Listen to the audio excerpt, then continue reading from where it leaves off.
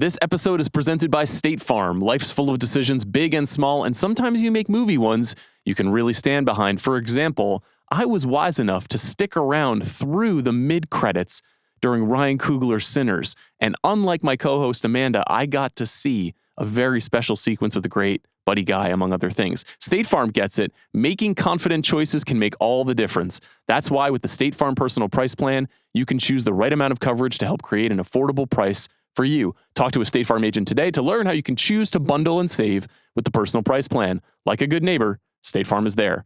Prices are based on rating plans that vary by state. Coverage options are selected by the customer. Availability, amount of discounts and savings, and eligibility vary by state.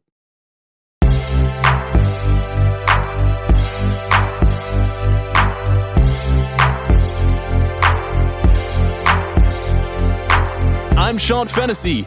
I'm Amanda Dobbins. And this is The Big Picture, a conversation show about our journeys to the fall film festivals. That's right, I once again visited Telluride, Colorado for their intimate annual celebration of cinema, while Amanda returned to Europe for the 82nd Venice International Film Festival. Amanda, how are you? I'm great. I'm still in Europe. You're in Europe. We're going to get to that in one moment. A couple of programming reminders here. We're going to talk about our favorite films from the festivals. We are going to talk about the films that we're looking forward to this fall, the ones that we haven't seen. Now, you've seen a lot, I've seen a lot, but there's still a lot of holes. We're going to talk about probably the Best Picture race and where it stands for the first time this entire season. And then later in this episode, I have a conversation with Alex Russell. He's the first-time writer-director of one of the pleasant surprises of the year, a film called Lurker. It's a music industry thriller. I don't want to spoil anything about it. It's going more wide this weekend. People should check it out. Russell's been a writer on The Bear and Beef, two of the best shows of the last 5 years. Super smart guy, really good conversation. Stick around for that. But first, screw the news. Let's just talk about Venice. You're in Europe. What are you doing right now? Well, it's 10:30 at night, local time. I have just gotten home from the Lido. For those of you who, like me, well, I know about Venice now, but I did also recently read the Wikipedia page like 2 days ago. For the city of Venice? For the city of Venice, yeah. Okay. That's a travel tip that I have is when you're somewhere, pull up the Wikipedia page. I learned a lot about the lions that are on top of the fancy church here. Anyway, Venice is a series of islands. The film festival is held on the Lido, and I am not wealthy enough to be staying on the Lido, so I have just returned via water bus back home from the House of Dynamite premiere, Catherine Bigelow's new film for Netflix, starring our friend and friend of the podcast, Tracy Letts. Is he top billed? Is he the number one star of the film? No, but pretty good billing. Good. Yeah, he was there. Good. I have a picture of him in a tux. Happy to hear I got to see Tracy, one of the great delights of this trip. So it's 10:30 here. I'm podcasting. And I have, in fact, poured myself a glass of white wine because, like I said, I also have been on the Lido since 10 a.m. this morning. I did 3 movies today. That's what we like to hear. I wore a dress that could go from 9 a.m. awkwardly on a water bus through a press screening, 2 premieres, and then back on the water bus home. But here I am, and I realize I haven't spoken to you in person in a month, so it's nice to see you. It's lovely to see you. We've been trading some texts, though you and I tend to be a little bit more restrained in our opinions pre-record, so a lot of this will be new to both of us as we discuss it. We'll do Venice first. I feel like that's the best thing to do because you're fresh off of a screening. You've been seeing movies. I got back last night from Telluride, so I've had some time to gather my thoughts, but you're in the moment right now. Is this your 5th drink or your 8th drink today? So technically this is my 3rd, but I didn't really consume the other 2. That they were more like placeholders so that I could have a place to sit and fill out our document. The second one was actually at the Campari Lounge, which is a sponsored lounge directly across from the red carpet on the Lido. And in 2 trips I had never been. So I have been here in Venice for 8 days. With which I feel insane. I'm so lucky, and I feel absolutely insane. I've been lucky enough to be here with our friend and colleague Yasi Salek, who has come and seen a lot of movies with me. But Yasi insisted that I go to the Campari Lounge before we left, the official sponsored Campari Lounge. It wasn't my best Negroni of the trip, so I didn't drink all of it. Shots fired at Campari. Jeez Louise. It's okay. Okay. Well, tell us about the festival. Like, what's the scene been like? What's the energy like? I think we'll talk about the themes of these festivals this year and our favorite stuff that we saw. But what's the vibe like? How did it compare to 2023 when you were there? So it has been extraordinarily chaotic, is what I would say, and really, really packed. I think when I was here in 2023, it was during the actor strike. And so there were a lot of movies and a lot of movie stars who would normally be at Venice who did not show up. Some people got waivers, but a lot of people couldn't come. This year, everybody and their very famous boyfriend or girlfriend is here as well. So it has been totally star-studded. I made a list off the top of my head. I'm just going to read to you. This is all people that I saw in movies or saw on the red carpet. Emma Stone, Jesse Plemons, George Clooney, Adam Sandler, Laura Dern, Emily Mortimer, Noah Baumbach, and Greta Gerwig. I can't even read all of these. Julia Roberts, like Jacob Elordi, Oscar Isaac, Jude Law. I also saw him walking around while I was getting gelato. Louis Pullman and Kyra Gerber, Dwayne "The Rock" Johnson, Emily Blunt, Sofia Coppola, Mark Jacobs, Idris Elba, our pal Tracy. Like it kind of keeps going. And then I would look on Instagram and be like, oh, look, there are some more people that I didn't even know were here. So hugely star-studded. This is a festival that likes Hollywood, that likes Netflix, that likes movie stars, that likes them riding up on their water taxis. No water bus for them. And lets them shine and really lives up to the, plays into the glamour. It's right on the ocean. The Lido is on the Adriatic Sea. So that has been really fun. There are just also a tremendous number of people here. And the feeling that I've gotten from talking to others is that it seems like it's maybe a bit over-credentialed and that things got a little crowded, a little complicated. I mean, it is also Italy, but was there a Yossi-shaped straw that broke the camel's back here? Like, what happened? Oh, I mean, it's just, it has been really difficult logistically to get around and see movies because they are on a different island. And once again, like some of the islands you can walk between and there are bridges, but not the Lido. And so most people can't stay on the Lido. And so you're going back and forth, and there are some, shuttle water buses, which are again, boats. So there are like some boats, but not enough. Like people have not been able to get to the island, to get to their screening. The lines are forever. There's been a lot of coverage about how the city of Venice more broadly is kind of at its wit's end with tourists. And it does feel like the city and the festival are like a bit at odds. Yassi got a ticket for improperly using like her water bus pass, which I had never seen happen before. And they were on every single subway, like the train ticketers. And it seemed like they were sort of like water jail right now. What happened? What's the consequences? She just had to like pay a fine. And as she pointed out, she wasn't allowed to buy the ticket on the boat, but she could pay the fine on the boat. Anyway. How convenient. Yeah. And we've seen them all festival. It seems like there have been fewer shuttles. It just kind of, it's beyond capacity. And everyone's been very late to screenings. That's what I was going to say. What's like the ramifications of that on the festival itself? So they do admit people into screenings after the fact in like a extremely nonsensical and officious process where you have to wait until they've decided that they can lead you via flashlight to a seat. But they do, unlike Cannes, let people in. And I think part of the reason they have to is just because it is so difficult to get everyone where they need to go. But it's resulted. I was 20 minutes late to the Wizard of the Kremlin. I got in. I personally felt that I saw most of what I needed to see.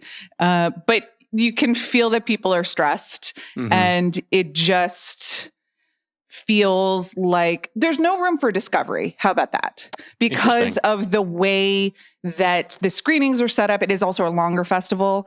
And then also just the logistics of getting around, you can't really dip into something, if that makes any sense. It does. I don't want to neg the festival that you attended because there are a number of movies that you saw that I'm extremely excited about. But that has been one of the reasons historically why I have not wanted to go to Venice, is because it's very different from the way that I like to do this, which we'll talk about when we talk about Telluride.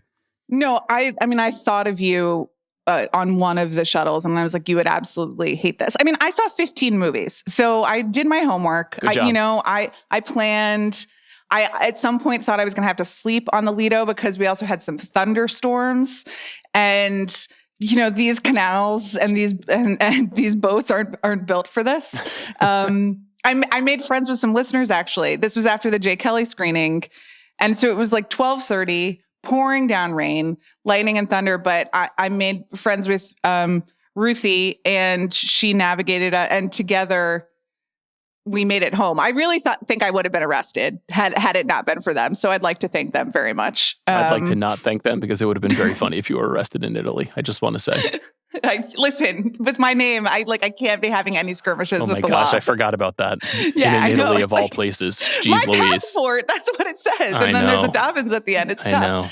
I know. For those who don't know, Amanda's middle name is Knox. Which is complicated. And back in the news, making more content these days. Again? Yeah, there's there's a Hulu special now. There's a book. Yeah, no, I mean, I know. Listen, I guess she's got to make money too. She's got to speak her truth, just as you speak your truth on a weekly basis. Okay.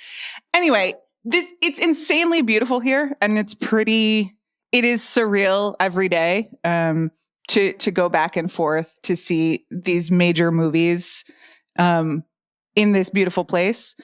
But I've been here for 8 days. I'm worn down. So give me the headlines. Like you've now seen 15 movies, which is that's more than I saw at my festival. I guess I was there half the amount of time, but still that's a lot.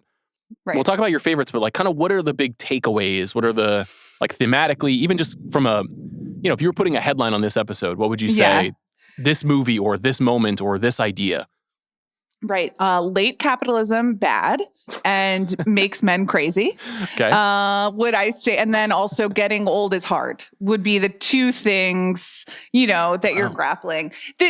So like the overarching, I do think that I saw several movies about late capitalism. And it was they were not pro, but in general, there's not a huge thematic through line of the programming. It is really just kind of a ton of heavyweight directors, right? And so, we had Noah Baumbach, Guillermo del Toro, Yorgos Lanthimos, Olivier Assayas, Catherine Bigelow. Who am I forgetting? Sofia Coppola, Park Chan-wook. Paolo Sorrentino, Exactly. Paolo Sorrentino opened the festival. So this was just, I came to see a lot of directors who I expect a lot of, just like to see what they're up to next. Mm-hmm. And so I think expectations are pretty high for Venice. And, as with all things, some movies hit and some don't. And some critics get grumpy and some don't.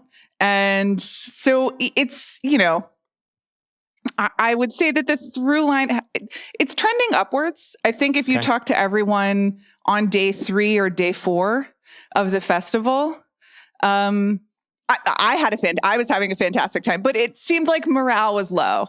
But like maybe we're back. Yeah, my understanding is that maybe the one of the best was saved for last, and that you were able to go out on a high note, which is always a good feeling at a film festival. I mean, do you want to just start giving us your favorites? Like, what were the best experiences you had? What were the best? What are the films that we should be caring about out of the festival? Okay, so I made a list and I ranked them. Wonderful. So number 5, just for you, Sean Fennessey, is a documentary. Thank you. Called Megadoc, directed by Mike Figgis, and it is a on the set making of the film Megalopolis, directed by Francis Ford Coppola. And Francis was here for the opening ceremony. He gave an award to Werner Herzog, and then he's just been hanging around to hang out with the rest of his family because Sofia Coppola was here today. But he was not at my screening. He was very present in the movie, which I thought, for people who listen to this podcast, is just amazing. I was locked in. I thought it was so riveting, and it is nerdy, but Francis Ford Coppola just invited Mike Figgis to come document the entire making of this movie. And so for a movie that I think both you and I walked out of with like a lot of questions about, a couple of them are answered in this documentary. They really are. Yeah. And some amazing things about the production and art design and like how to create a world. And, Coppola famously sat on this movie for many years for a number of reasons, but one of them was because the technology didn't exist yet to create what was in his mind. And so watching them try to get there and not quite in real time is fascinating.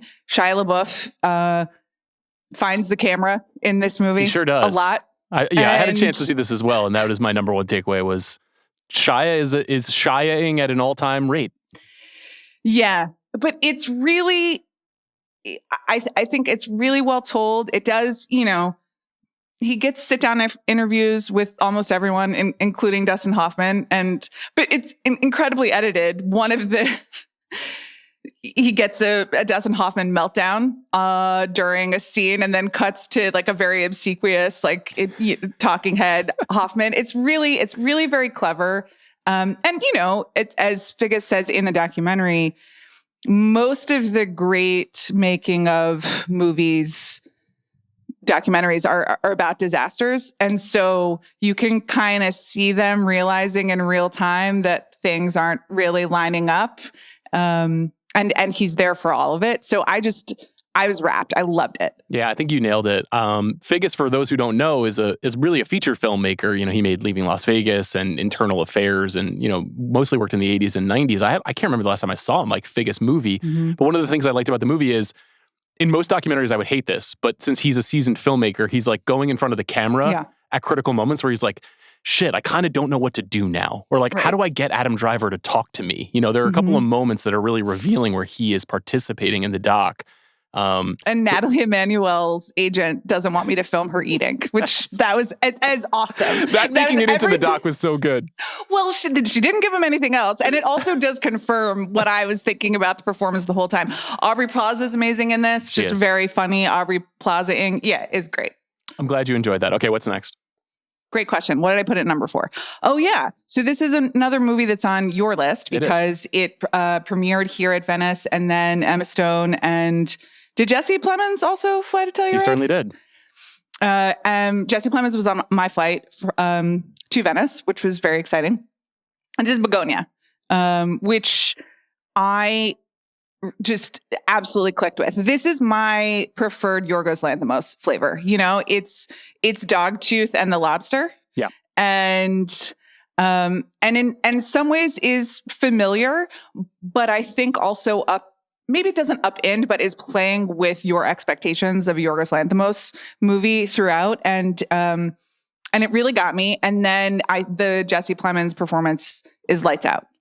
Yes. I mean, Emma Stone's also really, really great, but we all know that. He is fantastic. Yeah. This is also number 4 on my list of movies that I saw at my festival. So we match on that. This is adapted from a 2003 Korean film called Save the Green Planet, which is a pretty wild movie. Mm-hmm. And it's written by Will Tracy, who wrote The Menu and was a writer on Succession. And it's fun to see Yorgos working outside of where he had been working, I would say, the last 4 or 5 years. And I agree, this is my flavor of Yorgos too. Yeah. I thought this was the funniest movie he's made in a while. Totally. And agree, Plemons is amazing. And someone had told me 3 months ago, and I said it on the pod, that they saw the movie and Plemons is going to win Best Actor. And that was sight unseen with every other movie that we're seeing this fall. But there's certainly a case that he could, because he's extraordinary in this movie. I certainly hope he's in the conversation. It feels like other people at the festivals weren't as excited about it as we were, but I think, your Lanthimos spectrum may vary. Yes. And no, for me, it totally worked. I also can't wait to talk about the ending with you, but whatever. Yes, we'll do a whole episode about Begonia. Yeah. It's a hard movie to talk about given the way that it's plotted, to have a sophisticated conversation. But I'm glad you liked it because I liked it too. Yeah. My number 3 is a surprise to you and to me. But it's completely genuine. So it's The Testament of Anne Lee, which is the film directed by Mona Fastfold and written by Fastfold and her partner, Brady Corbet.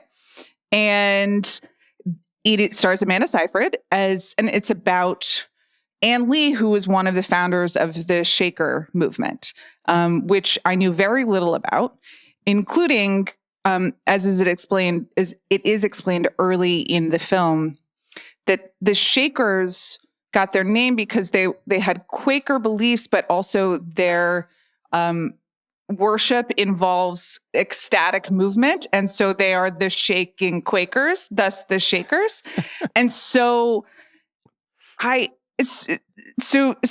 didn't know anything about that. I'm not sure I would like immediately sign up to learn about, but an American religious movement.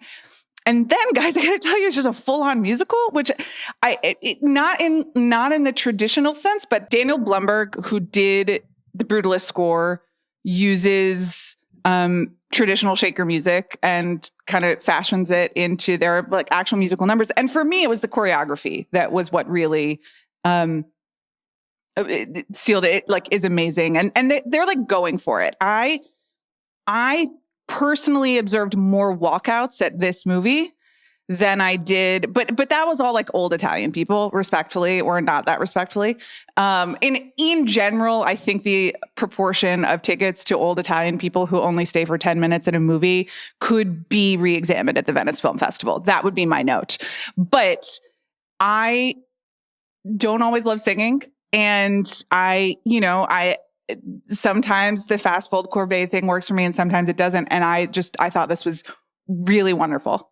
I'm so excited. I talked to a couple of people in Telluride who saw this, and they gave me the same first half ecstatic, second half I had some problems note that you heard from a lot of people about The Brutalist, yourself included. So it hasn't diminished my anticipation. It's really right near the top of my list for movies that I'm pumped for. But I'm glad you liked it. We'll talk more about it. It has a lot in common with the Brutalist thematically. And, maybe in some ways to me, it's more fully realized, but whatever. It was really cool. So I liked that a lot. Number two. So my number two and my number one, I'm obviously recency biasing here right now so hard because I left House of Dynamite like 1 hour ago. Mm-hmm. And I saw No Other Choice, which is the new Park Chan-wook film, over the weekend. And until 9 p.m. tonight, Central European time, No Other Choice was like far and away the leader of the festival. Interesting. And for me. And do you think that's going to win the Golden Lion? I do. Yeah. I could see it. Because it is weird and wild and very, very him, but also very surprising. It's another late stage capitalism movie, but very funny, like a satire in a lot of ways. Some incredible set pieces, and it's 2.5 hours long. And much like Decision to Leave, I thought we could have, just like a little bit, but like, who am I to tell Park Chan-wook, when to stop filming? So no, I thought it was wonderful. I really, really liked House of Dynamite. And I know that you haven't seen that. It just, premiered here. And I don't want to say too much about it, but I don't want to spoil it for people, but it is like a propulsive political, like, thriller, I guess. And it's under 2 hours. I was riveted. I think there is like 1.5 false notes in the entire thing. They just absolutely nailed it. Performances are great. I'd like to let you know that Tracy Letts talks about Francisco Lindor several times in the film. In the film. Holy shit! Yes, that's just tremendous news. I know, and that's why I saw him for like 2 seconds, and yeah, I think he improvised that just for you. So, oh my God, my heart, be still, my heart. So it was great. I'm very excited for people to see it. I really, really liked it. Again. It was a long day, and I'm coming off the high of the movie, so maybe I would rank it differently. And one is like international art house, and one is like very, very well made, taught 90, like Hollywood. They don't make them like they used to anymore. And it felt so nice to see one of those also. So they're different flavors, but I thought both were great. Well, your top three are my three most anticipated movies. So yeah, so eat shit. Yeah, that's great. That's great to hear about House of Dynamite. Mm-hmm. At Telluride, there was a prevailing idea, which someone had shared this with me before I traveled for the festival, and I wasn't sure whether or not to believe it, but they were like, the best Netflix movie this year is House of Dynamite, or like the best contender, and we'll talk about the other films that we saw from the studio. Yes. But that seems to be the reaction coming out of the screening that you were into. The reviews early on are kind of like, this is their best movie. There's maybe some other films that were not playing at the festivals that we can talk about as well, but I'm super excited. I mean, it's been 8 years since we've had a Catherine Bigelow film. Yeah. And can I just also tell you that Catherine Bigelow is 73, which is something that I learned today when I Googled how old is Catherine Bigelow, because she looked astonishing. She was wearing like a great double-breasted like jumpsuit situation, you know. She's also one of the great American filmmakers. But she looked great.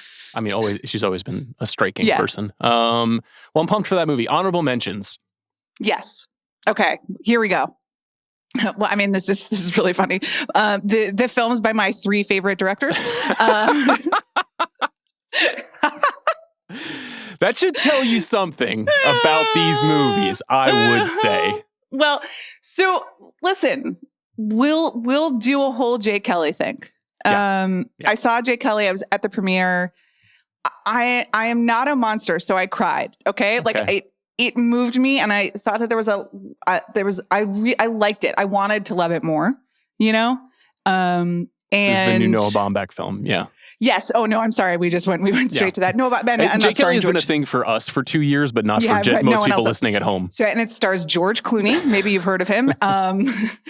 The Prince of Venice, and Adam Sandler, another fave of yours. Yes. Everyone all the young Italian women on the carpet were chatting, Adam. It was very cute, and his whole family was here. Yeah, that was a very cute carpet. Greta Gerwig is in it. Like very briefly. Laura Dern is in it pretty briefly. But you have seen it, and I think you're a bit higher on it. I just need to see it again. I need to see it again. Yeah. I think I had the good fortune of seeing it after I saw the reactions to it out in the world, which were, frankly, the reviews out of Venice were mixed, I would say. I mean, and some people just need to like take a Xanax, you know, like it's Noah Baumbach is good at making films. It's not bad. It's just not, you know, again, it's a little bit like, what's your flavor of Baumbach? And you and I share a love for Frances Ha and also for Marriage Story, but like we have Greenberg in us, you know, like we have, and Greenberg it is not. No. So it's a movie about an aging movie star played by George Clooney, who resembles George Clooney in some ways. Adam Sandler plays his business manager. Laura Dern plays his publicist. It's a movie about a journey that an older movie star goes on. Like I said, I got to see that it was, you know, the reviews were not very kind out of Venice, and Venice is can be a tough crowd, the critics at Venice. And Jay Kelly played really well at Telluride. And I mean, I can to critics, see that. But especially to the patrons. It was probably the second most talked about movie, maybe the third most talked about movie at the fest. It's also just like a much more Hollywood-friendly and Academy-friendly crowd at Telluride. I thought it was very good. It is very different tonally from basically any Baumbach movie. It is the most sincere, emotionally straightforward. Like there's not very much bitterness or that like bite that is so good about so many of his films. And so I think it's good to know that going in if you're waiting for that to hit. Because outside of like a key scene with Billy Crudup, there's not a lot of that in there. And I knew that, and so I felt better about kind of accepting what it was attempting to do. The other thing that I'll just say very quickly, to me, it's the biggest accomplishment filmmaking-wise in Baumbach's career. It is the most beautiful-looking movie that he's ever made. He's not really well known for his like visual dynamics. It's shot by Lena Sangren. Shot on location in Italy. You know, like there's some stuff about it that is really nice. It was very beautiful. That was a nice hotel. I'd like to go there. Wow, look at you. And 3 drinks in, just blaspheming our Lord Noah Baumbach. Like I said, it's really just this drink because I left most of them floating so I could do my work. I also, at some point, the bathroom situation and I mean, it's Europe writ large, but like, the main Palazzo del Cinema. Yeah, sure. We're talking Jay Kelly, and you have pivoted to bathrooms. That should tell you how you feel about the movie. It seats 1,000 people, and they have 5 bathrooms. Like 5 stalls for women. Like not like not like 5 different bathrooms, like 5 stalls. Like what are we doing? I think, and anyway, so I can't drink that much because the bathroom thing becomes like a real, you can't get there. Also, they're like tiny little airplane seats. I'm sorry. I know I sound so American right now. Like I am. I hate myself. I need to go home. Anyway. No, I need to say, Jack, I need to see it again. You will, and we'll talk about it again. We don't want to give anything else. I mean, I love him so much. Yeah. Folks. Okay. So the next from my favorite director is Sophia by Mark, which is a Mark Jacobs documentary directed by Sofia Coppola. Once again, I extended my trip to Venice, Italy, longer than it needed to be in order to see Sofia Coppola in person, debuting one of her films. Always worth it to me. She looked great. It was very fun. It premiered this afternoon. I would say there is absolutely no tension in this documentary whatsoever, which is quite a choice. However, it is beautiful to look at, and it's about him preparing for a show. And so, and she uses a lot of archival, and it's kind of like a lot of good music, and their interviews are funny. I had a nice time. I think if you care about the title of the film, which is Mark by Sophia, then you will like this film. But, it's not Hearts of Darkness. So that's okay. There was a recent big takeout piece about A24 in the New Yorker. I'm not sure if you read that story. I did. But in that story, very near the end, Sophia is quoted about why she wanted to make her Mark Jacobs documentary with A24. And I believe her quote was, because they'll let me do it how I want to do it. Yeah. And she did. And that sounds like she did.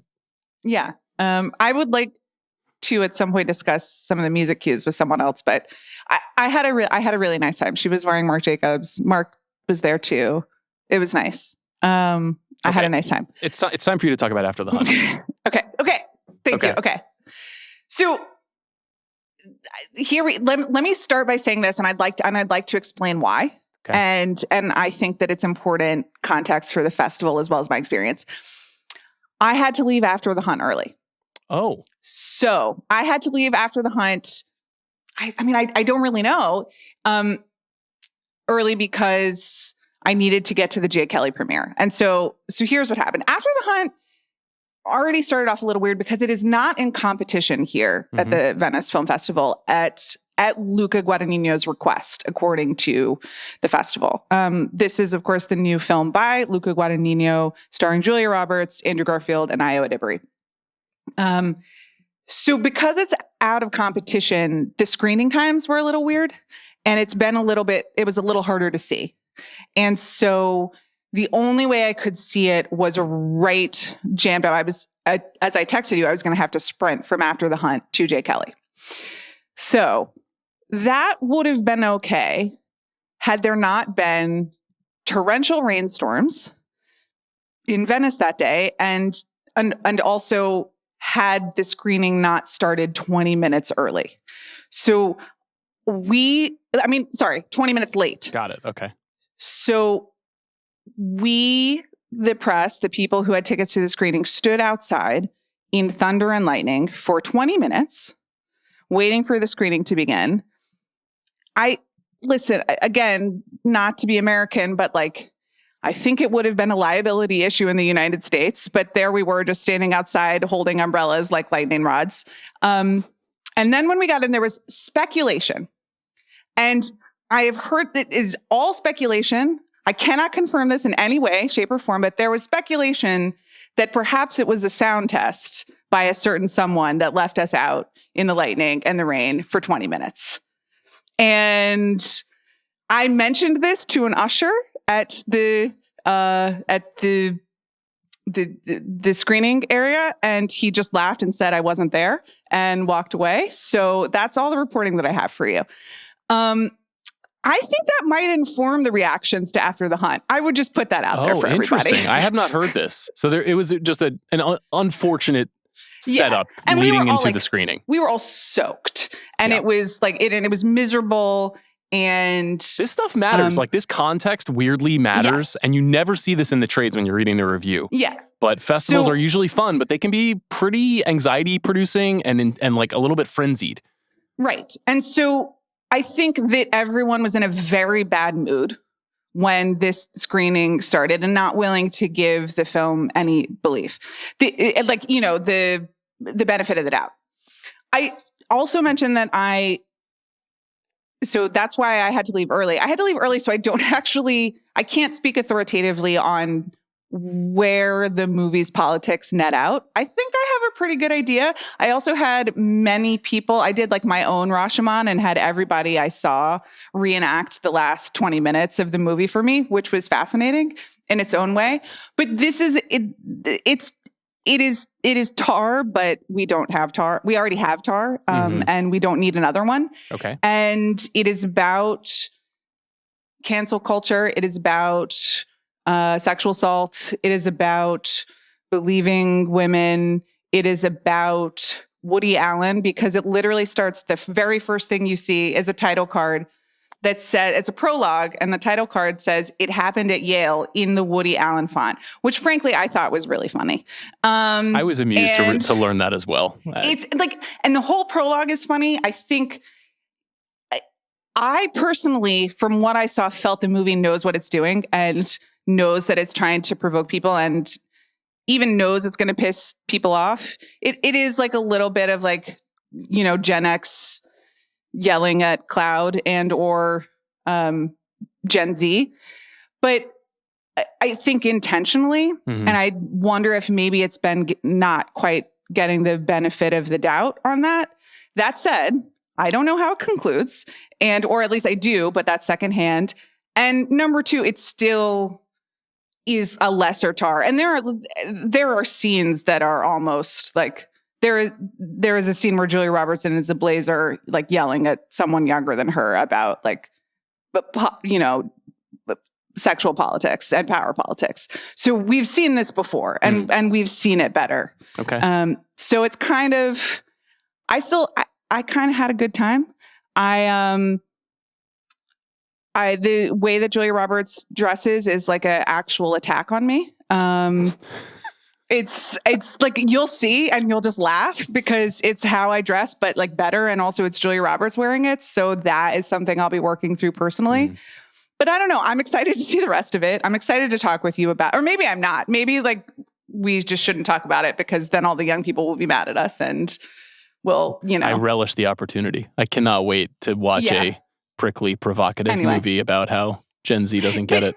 Maybe it's not provocative ultimately. Okay. That's kind of, because I had to leave, because it started late, because of, things I can't confirm. I don't know how it ties up the bows, or if it does. So we'll see. Did you have a good festival? I did. It's really fun. I mean, It's amazing to get to be here and to roll in to all these great movies. And then there really are spritzes everywhere, They're just like, here, do you want a Campari spritz or an Aperol spritz? Like here you go. It's beautiful. It's an absolute privilege. I got to see our friend Tracy Letts, which is an amazing privilege. I did. I'm working through the Baumbach stuff, but I'll get there. We got time. We got time to get into it. I'll just, spoiler alert, Jay Kelly was not in my top 5 from the festival either. Yeah. Though with some caveats that we can talk about when we get there. Okay. Telluride. So if Venice is all about spritzes, I feel like Telluride's a little bit more of a beer and bourbon town. And was very happy to be back there. It was my 6th time in the city. And I think it is the best place in America. It is, of course, like a very wealthy enclave, a small town, but it opens itself up a few times a year. It has like a number of festivals there. I'm learning more and more. There's like a bluegrass festival. There's a horror movie festival later this month, which I only recently learned about, that Alex Perry's been trying to get me to go to, which I don't think I could go to Telluride twice in 1 month. My wife would have my balls for that. But I had an amazing time. And having been there so many times, I just know a lot of people there now at the festival. Like, I have festival friends, I have friends from the press, I have friends from, the movie business, but just people who go to the festival every year that you wait in line with and hang out with. And there's not as much of a craziness as the one that you described at Venice for me. There is a lot of walking back and forth between the theaters across town. Love to walk. Well, it's a gorgeous place and we had perfect weather all weekend. Yeah. And so it was magnificent. And then the other thing that happened is, I've been encouraging people to go to this festival since I started going in 19. And people go. And like, I would say half of the conversations with people who stopped me in the street were like, I'm here because I heard you talking about it. Yeah. Now, there were a couple of people who said that they were mad at me for telling the young people to come to the festival because now the festival is full of young people. This was historically an older festival, but I have no regrets. And shout out to all the 27-year-olds who were like, I'm going to Telluride, Colorado to watch movies. That's fucking awesome. Can I tell you, I met an 18-year-old listener of this podcast. I wish I remember his name. I also met him on the water bus. Was it like Marcello? No. He's American, and he has a full scholarship to UNC, I believe, starting. Chapel Hill, tough loss last night. Sheesh. The Bill Belichick era off to a tough start. Okay, well, sorry to him. That's on them. Sorry to Jordan. That's what you get when you hire Bill Belichick. Anyway, he had a full ride, and also they were covering like travel as part, like a great scholarship. Congratulations to him. And he's been listening to us for several years, which means he started as a teenager. And he was using part of the scholarship stuff to come to Venice and see movies, which I thought was so amazing. And I'm so sorry I don't remember your name. I hope you had a great festival. I was very proud of him. Yeah, thank you for participating. Our young listeners are honestly, genuinely all so sweet and nice. It's so wonderful. Yeah, they're really cool. Telluride, as usual, like an amazing place to be for 4 days. I got to spend time with just a lot of people that have become good friends. And so that part of it is really nice. This, much like Venice, was incredibly star-studded, much more so than I can remember, maybe since I first came in 2019, which was a really big year. That was a year of Uncut Gems, Marriage Story, Parasite, Ford versus Ferrari. There were huge movies here that year, that of course being one of the best movie years ever. But this year, in part because of the movies that were playing there, just on my plane, Margot Robbie, Colin Farrell, Jodie Foster, all sitting right in front of me. Margot Robbie didn't have a movie there. She was just going just to go watch movies and apparently to scout, I guess, a little bit. Yeah. Because she has a production company. Yeah. So that was cool. And then, just like Oprah Winfrey and Bruce Springsteen and Sandler and Emma Stone and Oscar Isaac and all 7'12" of Alexander Skarsgård, who was just everywhere. Oh, yeah. You would have been quite taken with him, as well as Harris Dickinson and Paul Mescal, who are also there. I saw all the photos, of them all palling around in their jackets. They were, that's the thing with this festival that is cool, that is very different, obviously, from the experience that you've had, is they're just hanging out, sure, they're hanging out at the parties and the screenings, but they're also just on the street. They're usually all really approachable. People are it's very relaxed. Everyone's wearing t-shirts and baseball hats and jeans, and they're just there to go watch movies and to go drink bourbon and eat free food provided by movie studios. So it's just an incredible vibe. And I've given you this spiel many years in a row now. It remains uninterrupted. I did share with you before the festival that I was a little concerned about the programming slate, in part because of how strong it seemed like yours was. I would say I was only half justified in that concern. Right.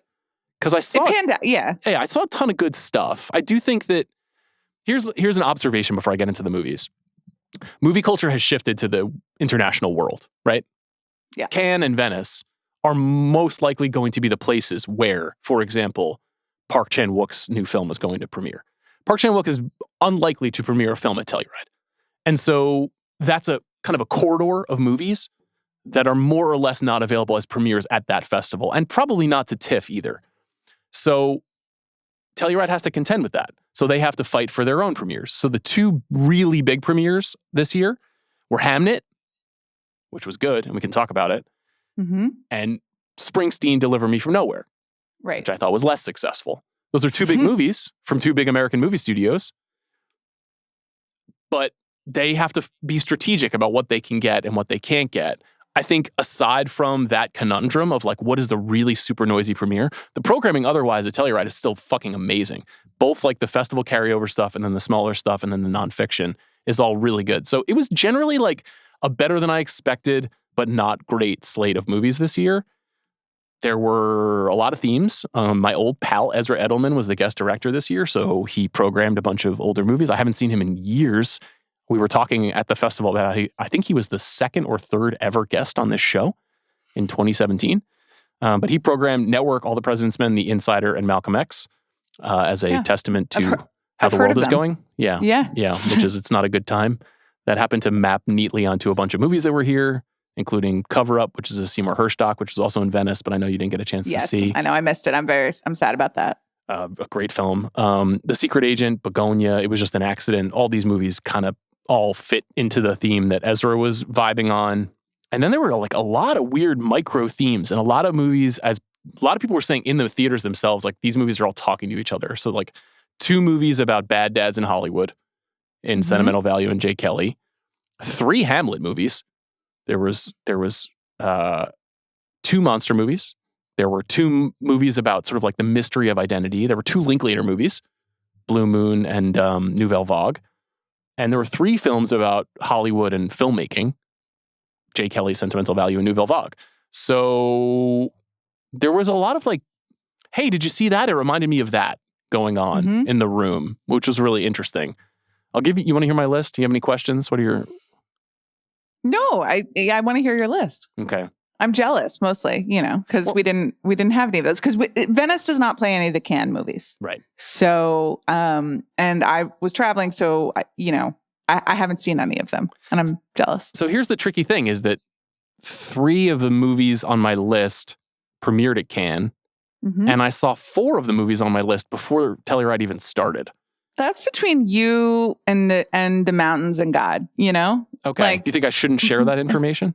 No, as I texted to you, like after the 4th movie review you sent me on vacation of films that were going to be at Telluride.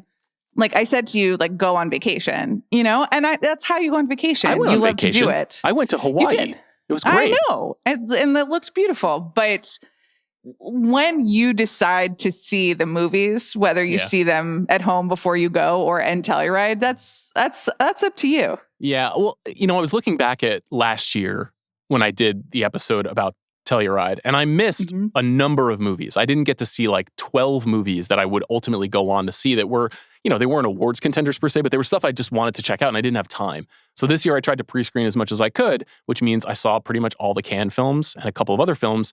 And I even saw one that was premiering a little bit early. And so what that did was that it did something that you said you couldn't do, which is it did allow for some discovery. I got to just try some stuff that I didn't feel obligated to see because it's such a short window in Telluride. You can't get more than 13 or 14 movies done in 4 days. So I got 12 this year. I came in having seen 10. So 22 films on the slate I already got to see. And only a couple do I really feel like I missed out on. But anyway, I'll start with my list.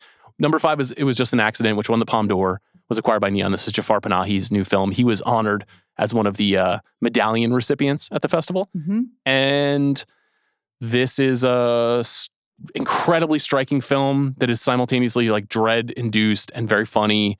And another film that's hard to talk about without giving anything away, but it has a lot in common with a couple of the other movies on my list. And it's weirdly the most commercial movie that Panahi's ever made. It's a thriller. It's a proper thriller about identity, or is it mistaken identity? And the way that a community comes together to reckon with whether or not the person they have encountered is real or not real, and has like one of the best endings of a movie you'll see this year. And people should see it. We will get into it this year. It's interesting that it won the Palme d'Or. I think it has been noted that Juliette Binoche is a big supporter of Panahi and the kind of the struggles that he has had with the regime in Iran and his struggle to be a free filmmaker. And so there's another movie that was at Cannes that I really liked a lot that I'll get into in a minute. It seemed like people liked this movie. It didn't seem like it was the outrageous fervor that you might have expected for a Palme d'Or winner playing at an American festival, but I didn't have as many conversations about it, which I thought was interesting. Number 4 I mentioned was Begonia, which I just liked a lot. And I thought was very funny and very clever and had great performances. And it was honestly pretty modest in scale when you think about Yorgos and Poor Things. And it was, it's more or less a 3-hander. With the exception of Stavros Halkias, who I thought was very funny in this movie. Stavi, baby. Don't want to say anything else about Begonia. Number 3 is I think the headline from the festival by far, which is Hamnet. Yeah. So I saw it in July. I texted you about it. You did? I said it was very, very good. You did. You asked me, did I cry? And Yes. I did cry twice. Yeah. So we should say Hamnet is the Chloe Zhao adaptation of a Maggie O'Farrell novel that I liked very much. Very popular novel about William Shakespeare and his partner Agnes and their family. And if you haven't read the novel, you don't want to spoil anything, but this is, I'm certain you've heard it described as an old school weepy. It is a period weepy. It is a very tremendously emotionally powerful movie. Very tough movie as a parent. And I didn't talk to a single person that disliked it at the festival. It doesn't mean that it won't have its detractors, but it does something that Chloe Zhao has not previously necessarily like demonstrated, which is that she has a real handle on strong narrative filmmaking with momentum. You know, she makes a much more glacially paced, ethereal, emotional, psychological kind of film. And this is a movie that in the first hour, I was like, this is kind of moving slow and I don't really know where it's headed. And then the second hour just kind of sweeps you off your feet.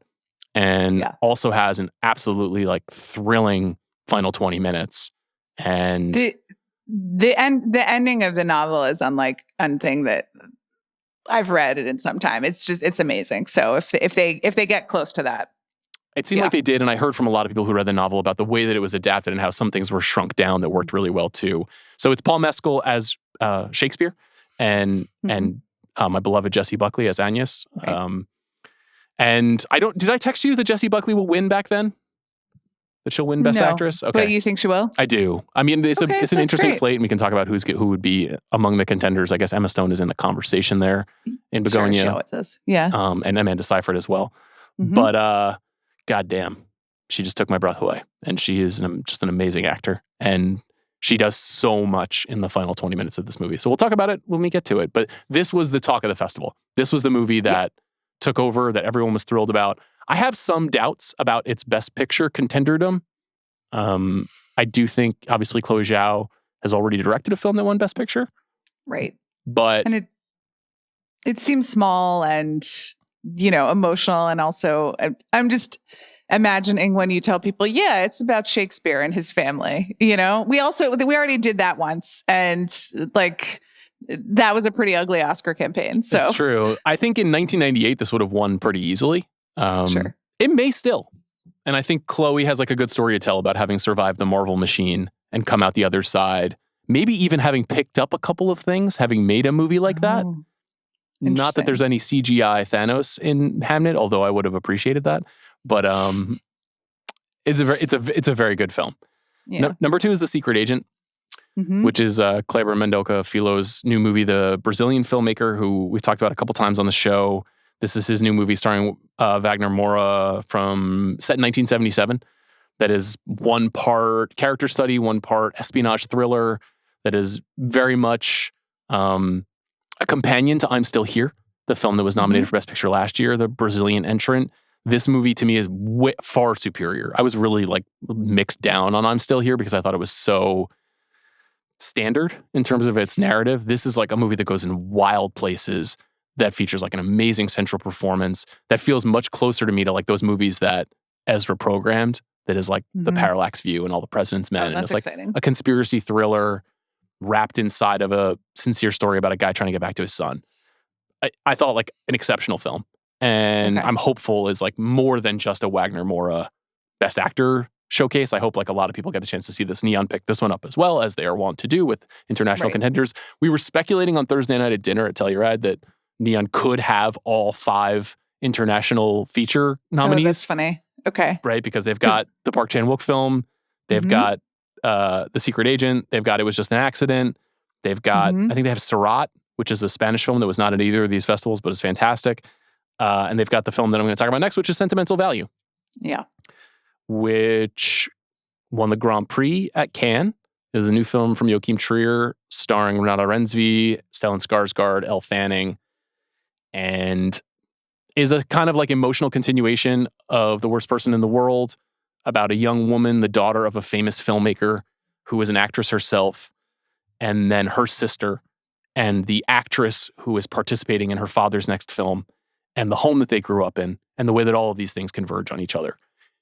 And it's just, I'm personally very much on Trier's wavelength, but it is exceptionally moving and smart and funny And I thought right after I saw it, this is your Best Picture winner. And I sent that to you and a couple of other people. You texted me, yeah. Yeah.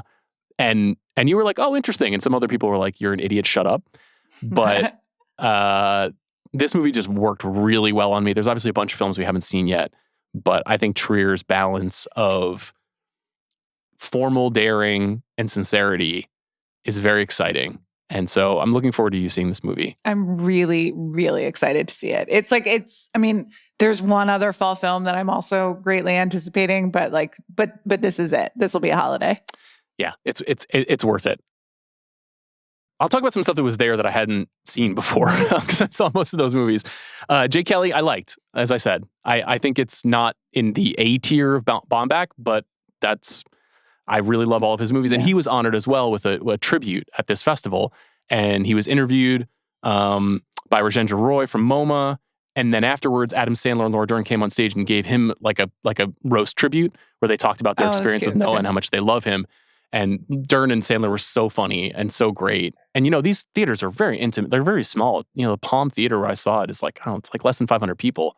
So you're watching Adam Sandler basically do stand-up comedy in this presentation. Yeah. But they did a clip reel of Baumbach's films, not unlike something that happens in the film.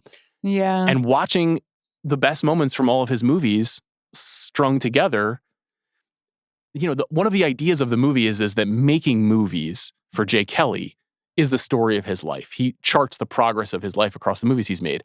But you and I could chart the progress of our life, especially from adolescence into adulthood, from watching Noah Baumbach movies. Baumbach movies. It's very true. He's basically always 5 years ahead of us in terms of the arc of the story that he's telling. He's told all of these stories about the years after you go to college and graduate and don't know what to do with your life, and the years when you're in your 30s and you're like, are things slipping away from me? And the years when you're in your 40s and you're like, gosh, I'm not cool anymore. How do I feel about that? So it was exciting to be a part of that experience and think about how much I like what he's done. And I'm sure that probably softened me up on Jay Kelly a little bit too. Yeah. Having had that experience. Other movies, I mentioned Cover Up, which is Laura Poitras's new documentary about Seymour Hersh, who is the extraordinary investigative journalist who broke the My Lai massacre story during the Vietnam War and has gone on to an extraordinary career. Sy was there. He was interviewed by Ezra Edelman, who was his neighbor growing up. Ezra Edelman grew up 2 doors down from Sy Hersh, which is an extraordinary coincidence. Wow. So they talked afterwards with Laura and Mark Obenhaus, the other filmmaker. Very cool conversation. If you care at all about journalism and the naturally occurring deceit of the American government, amazing movie. Definitely one of the best things I saw. It probably would be right outside my top 5. I laughed so much at Pillion. I think you will really like this movie. This was a Cannes film. Alexander Skarsgård and Harry Melling, who people may know from the Harry Potter movies. This is maybe not the first, but probably the first BDSM rom-com since Exit to Eden. Do you remember Exit to Eden? I do, yeah. That was not a very successful film. This film was very successful, super funny, very sweet, very, very graphic. Lots and lots of sex in the movie, but very entertaining. And it was a big hit there too. If I Had Legs, I'd Kick You is a very intense portrait of motherhood. Mm-hmm. And I saw the movie before the festival and I raced home and I said, Eileen, you have to watch this trailer, but maybe don't ever watch the movie. Okay.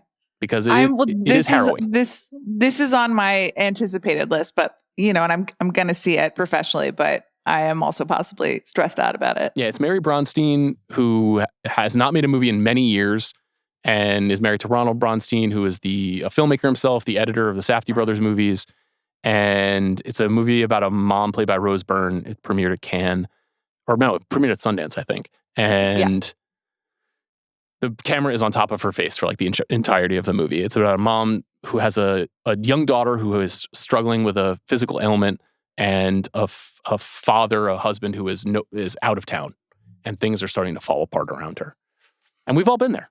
We've all been there. I've never been a mom, but Byrne's amazing. She's also in that conversation, I think, for Best Actress that I mentioned.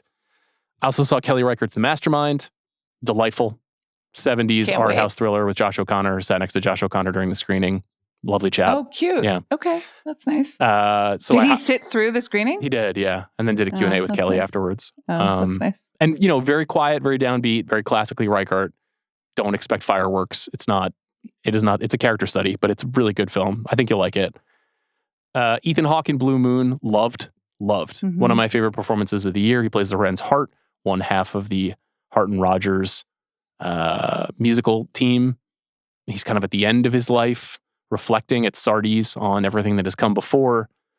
Wild transformation for Hawke. It's very stage-like, very play, not super cinematic, but I liked it. I liked it a lot more than Nouvelle Vague, which is the other Linklater movie, which I didn't click with as much personally, which is a story about the making of Breathless, the Godard film, which, I thought was a little too this happened, then this happened, as opposed to having like an emotional arc.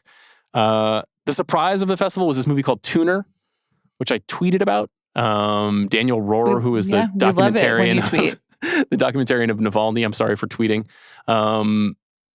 This is his first feature film. It stars Leo Woodall and Havana Rose Liu and Dustin Hoffman. It's about a piano tuner who has extraordinary hearing. He has a hearing addition as opposed to a hearing loss, which means he is hypersensitive to sound. So this makes him a very good piano tuner. It also makes him very good at safe cracking. So this movie that starts out like a musical drama, like a character study of a guy who loves music, very quickly turns into a thriller, like a heist thriller. Cool. And it was really cool. I really enjoyed it. It was just fun, and it was that feeling that you were describing about A House of Dynamite. I was like, this is just kind of a conventional movie in a good way. It was not an exploration of the deep pain inside of our souls as men and women. And then the last thing I saw that was a very sincere and sentimental thing was a documentary called Cycle of Love about an Indian man and a Swedish woman who fall in love, and the Indian man's journey to go and find and meet this woman again in Sweden. It was a documentary, but is like entirely recreated.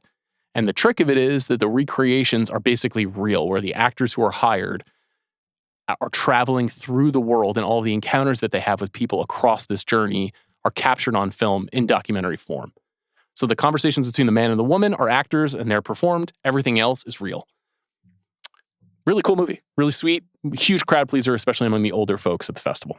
So is it based on real people or? Yes, it's based on real people who speak into camera during the film, who kind of like narrate their lives, and then we see these actors go through their lives. Cool.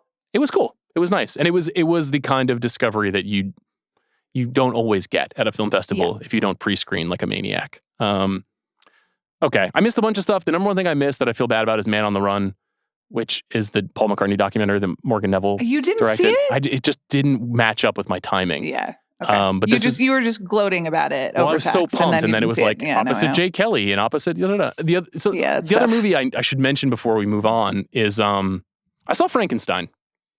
As did I. And it wasn't good. I didn't think it was good. This is Guillermo del Toro's adaptation of the film. I'm a fan of GDT, as you know, and I thought this movie was like kind of a mess. It was a late announced post premiere from Venice. It was a late screening on Saturday night or Sunday night at the festival, and it was 2.5 hours long. It's very faithful to the novel, the Mary Shelley novel. Which is important to you as a teen or whatever. It wasn't. I mean, I'm not a huge Frankenstein guy, more of a Dracula guy, as you know, but that's what it is. I'm sorry. Yeah. I was misremembering. But I like Frankenstein, and I like Frankenstein films, and I love the James Whale films, and that all matters to me, and it obviously matters a lot to Del Toro. Yeah. Oscar Isaac plays Dr. Frankenstein. Jacob Elordi plays the monster. Mia Goth plays 2 parts in the movie. Mm-hmm. And I thought it was pretty turgid. I was surprised by how much CGI was in the movie. Thank you. I was really taken aback by how it looked and how it was shot. And they go to such efforts to like make the sets and make all of the, there are a lot of physical effects, and then there are just some CGI wolves and a CGI, like it's shot very weirdly. I was really, really taken aback by how visually poor it looked. Well, I mean, he's arguably the greatest craftsman working in film. He's renowned for his sets and costume design and the tactile nature of his movies. And there was obviously a lot of effort put into it, but there were just a handful of choices that just made it look not good to me. The performances are okay, and I have no problem with being faithful to the novel, but it had no propulsion whatsoever. I thought Elordi did pretty well, with what he was given as the monster. I know you thought he did well with his physique. He's very tall. He's very tall. Very tall. He looks good. I didn't, the creature design I didn't love for him, the makeup and the way that they did it. But it kind of bummed me out seeing it. Yeah. I obviously didn't care for it. Yeah, I wasn't surprised. But that was the rare case where the vibe out of Venice was accurate to me. Two other big premieres that I saw quickly. Springsteen, Deliver Me From Nowhere. Mm-hmm. I didn't really like this movie very much. It's kind of the same thing in terms of how I feel about it as how I feel about all these movies, and people have been hearing me for years talk about these music biopics. This is a music biopic that presents itself as different because it is Bruce Springsteen during the creation of a less iconic album than, say, Born to Run or Born in the USA. And it's about Nebraska, the making of Nebraska, and how his experiences in his life up to that time informed the writing of and creation of Nebraska and the challenge of getting Nebraska on tape. Jeremy Allen White plays Bruce. Jeremy Strong plays John Landau, his longtime manager and confidant. Odessa Young plays a woman who is in his life, who is apparently a composite of many women. What character development? I would say she is not the strongest character. She didn't do anything wrong here, but it's a Scott Cooper movie. I'm not the biggest Scott Cooper fan. I had some concerns going in. They were more or less confirmed after I saw the movie. Jeremy Allen White, I thought, was like borderline remarkable as Bruce. Nails the singing. There is a sequence where he sings a song in a studio where I was like, if you closed your eyes, and we say this all the time about actors, but like he nailed it. And I know that is something that you think about when you think about these performances. No. The movie itself, I just thought had like no juice, no energy. Bruce's like struggle with depression is real, and the movie is very sincere about everything that Springsteen has endured in his life. I have empathy for that. I just found it to be not a good movie. And I'm pretty excited to talk to Chris about it because I'm very curious if he has more time for it, because I like Nebraska, but it's not my favorite album of all time or anything. And I know that's a record that Chris really likes. Yeah. It's going to be around though. There were a lot of people who liked it at the festival. How is the other Jeremy? He was good, like in a slightly self-parodic zone, I would say. Sure. Yeah. I mean, it seems that way. Okay. The movie is being pitched as like a love story between these two men. And I wouldn't say it really fulfills that promise. Okay. It does fulfill the promise of John Landau trying to protect Bruce Springsteen, which that is a manager's job and a friend's job in some cases. But it's like, I don't really want to go see a movie about a manager. No offense. I mean, it is in large part a movie about a manager and an artist, of course, an artist writing a record. But there's a lot of talk about this. I mean, there are scenes of Jeremy Strong alone sitting in a high-rise office thinking about his client. So, it's a form of love. It is.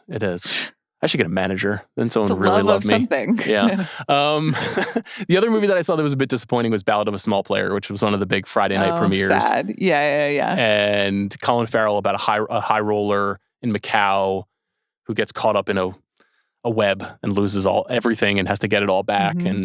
And, on paper, very much a me movie. Directed by Edward Berger, who was triumphant last year with Conclave at the Telluride Film Festival and went on to, that film was Best Picture nominated and was a hit. This movie's just way less successful, and what I suspected was also confirmed, which is the script is just no good. Colin Farrell's really good. Cinematography's great. It looks beautiful, as all Berger films do. Great score from Volker Bertelmann, but I don't know. It's like it's 5 different movies at once, pinging around in genres.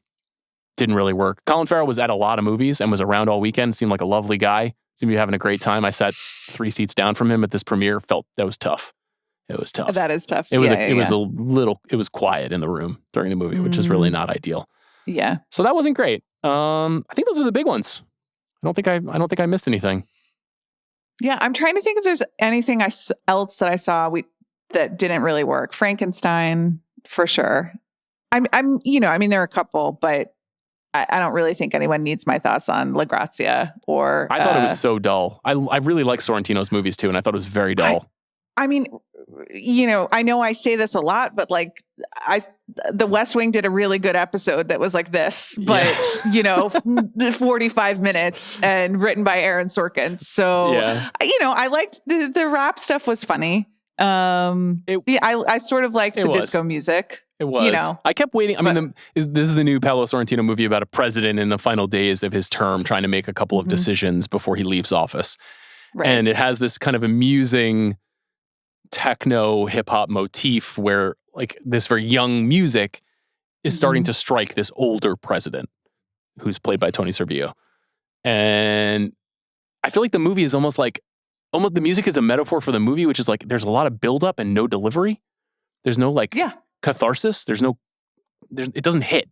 So that was the patron screening at Telluride where, like they give you a press orientation. Julie Hunsinger, who runs the festival, who does an amazing job every year. She kind of breaks down what's on the slate. And then the patrons come in who have lined up and they get a special sneak preview. It's more or less the first movie of the festival. And this was the movie this year. And, the patron screenings are a crapshoot and this one wasn't great. It opened the festival here because this is Italy, but makes sense. It was fine. And I did see Wizard of the Kremlin. I was late. I missed the first 20 minutes. It didn't really matter because Jude Law doesn't show up for an hour. So this is the Olivier Assayas movie adapted from a French novel. Okay. In which Jude Law plays Vladimir Putin, and Paul Dano plays like his fixer, the titular Wizard of the Kremlin. Alicia Vikander plays his love interest. Jeffrey Wright is there. And that's what I missed, actually, is why he was there. Jeffrey Wright. But I was always happy to see him. And it has, and it really documents one is from late 90s ish until the present day. Okay. And Putin's rise to power and Russian, political maneuverings and oligarchs and all this sort of stuff. But like with a typically Assayas, like blunt force, like philosophical dialogue at you plus narration. Ooh. And and like Paul Dano's doing a ton of voiceover in a questionable British accent because it's another thing where it's people from all over the world. And so they're all speaking like differently accented English. Not ideal. The dialogue, like with his movies at some point, like it keeps hitting you and you get in a zone where you're like, yeah, actually you're right. Like it does all add up. And I do kind of see what you're saying. Yeah. And I think I did even quote a conversation from this movie, like in reference to another movie. So it's not without merit. I also kind of thought like Jude Law was pretty good as Putin. I had a fun time, but I wouldn't say it's a successful movie. Bit of a cold streak for Assayas. Yeah. It's not ideal. Got to go back to the Carlos days. Okay, so I asked you to put together a most anticipated movies of the fall list. Yeah. And our lists are really funny because we share 2 movies and then the other 3 movies are the 3 best movies at each person's festival. So that kind of makes sense. Listen. It's very self-selecting here. We do our jobs, right? Sure. Sure. I was given an assignment. I pay attention. Okay. I do my job. What's your number 5? We can just go do this quickly. My 5 is If I Had Legs, I'd Kick You, the Rose Byrne mom movie, which I'm nervous about, but I got to challenge myself. It is it's very Safdie's inflected. Okay. I say that with love. We deserve a Safdie's too, That's exactly right. Okay, my number 5 is A House of Dynamite, which I'd like to see soon. I'd like to see soon. Yeah, that sucks. What's your number 4? Marty Supreme. Yeah, this is my number 3. Yeah. This is Josh Safdie's new movie, which is not currently on a festival slate. The trailer came out while we were on vacation. I've watched it 6 times. Okay. I'm not watching it. I'm just going to go see the movie. Yeah, I'm pretty pumped. Timothée Chalamet plays a table tennis wizard circa 1950s. Yeah, of course. Gwyneth Paltrow plays his potential love interest. I noted Fran Drescher in the trailer. Great. A couple of other notable people in there. I'm very, very, very excited about this movie. This is like the last movie of the year. You know what I mean? Where it's like, it's coming out on Christmas. We'll kind of be like leading up to this movie through December. Looking forward to it. I'm ready. Yeah, me too. Okay, what's next? My number 4. My number 4 is No Other Choice, which is the park film that I'm pumped for. I've seen it. I know. Yeah. Stop rubbing it in. My number 3 is Hamnet, which you liked very much, as did Everyone is Telluride. And you could tell from afar that this was the Telluride breakout. I mean, I do think that, Paul Mescal posed for just like a tremendous amount of photos in his Carhartt, but he looked great. So yeah, and he's very good in the film, but he's not the story of the movie to me. Yeah. My number 3, as I said, is Marty Supreme. What's your number 2? Okay. My number 2 is Sentimental Value, which you've seen and I have not, and I would like to. Yeah, I'm not rubbing it in. It's good. Yeah. My number 2 is The Testament of Anne Lee, which is one of your faves at the festival. Yeah. It's all the Seifert heads. The stock's been hitting pretty consistently for about 5 years.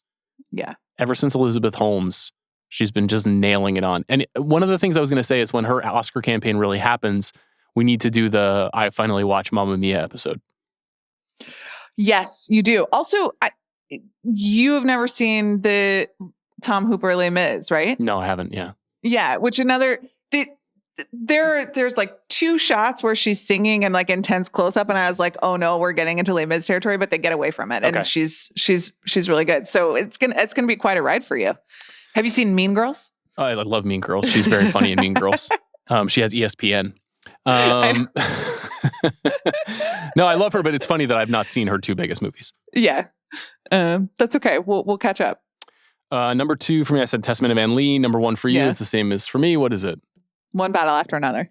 Still haven't seen it. No festivals. It's coming out in 3 weeks. It's so soon. As soon as I get back, we got to jump into. That's not true. Actually, I have to go see Caught Stealing. Really jet lagged. That'll be interesting. We're going to talk about Caught Stealing later this week on the pod, along with Highest to Lowest. But before we do that, before we take off, let's try to hash out Best Picture. Okay. This is really hard right now and really fake. I think we actually got 8 out of 10, maybe even 9 out of 10 at this time last year. Wow.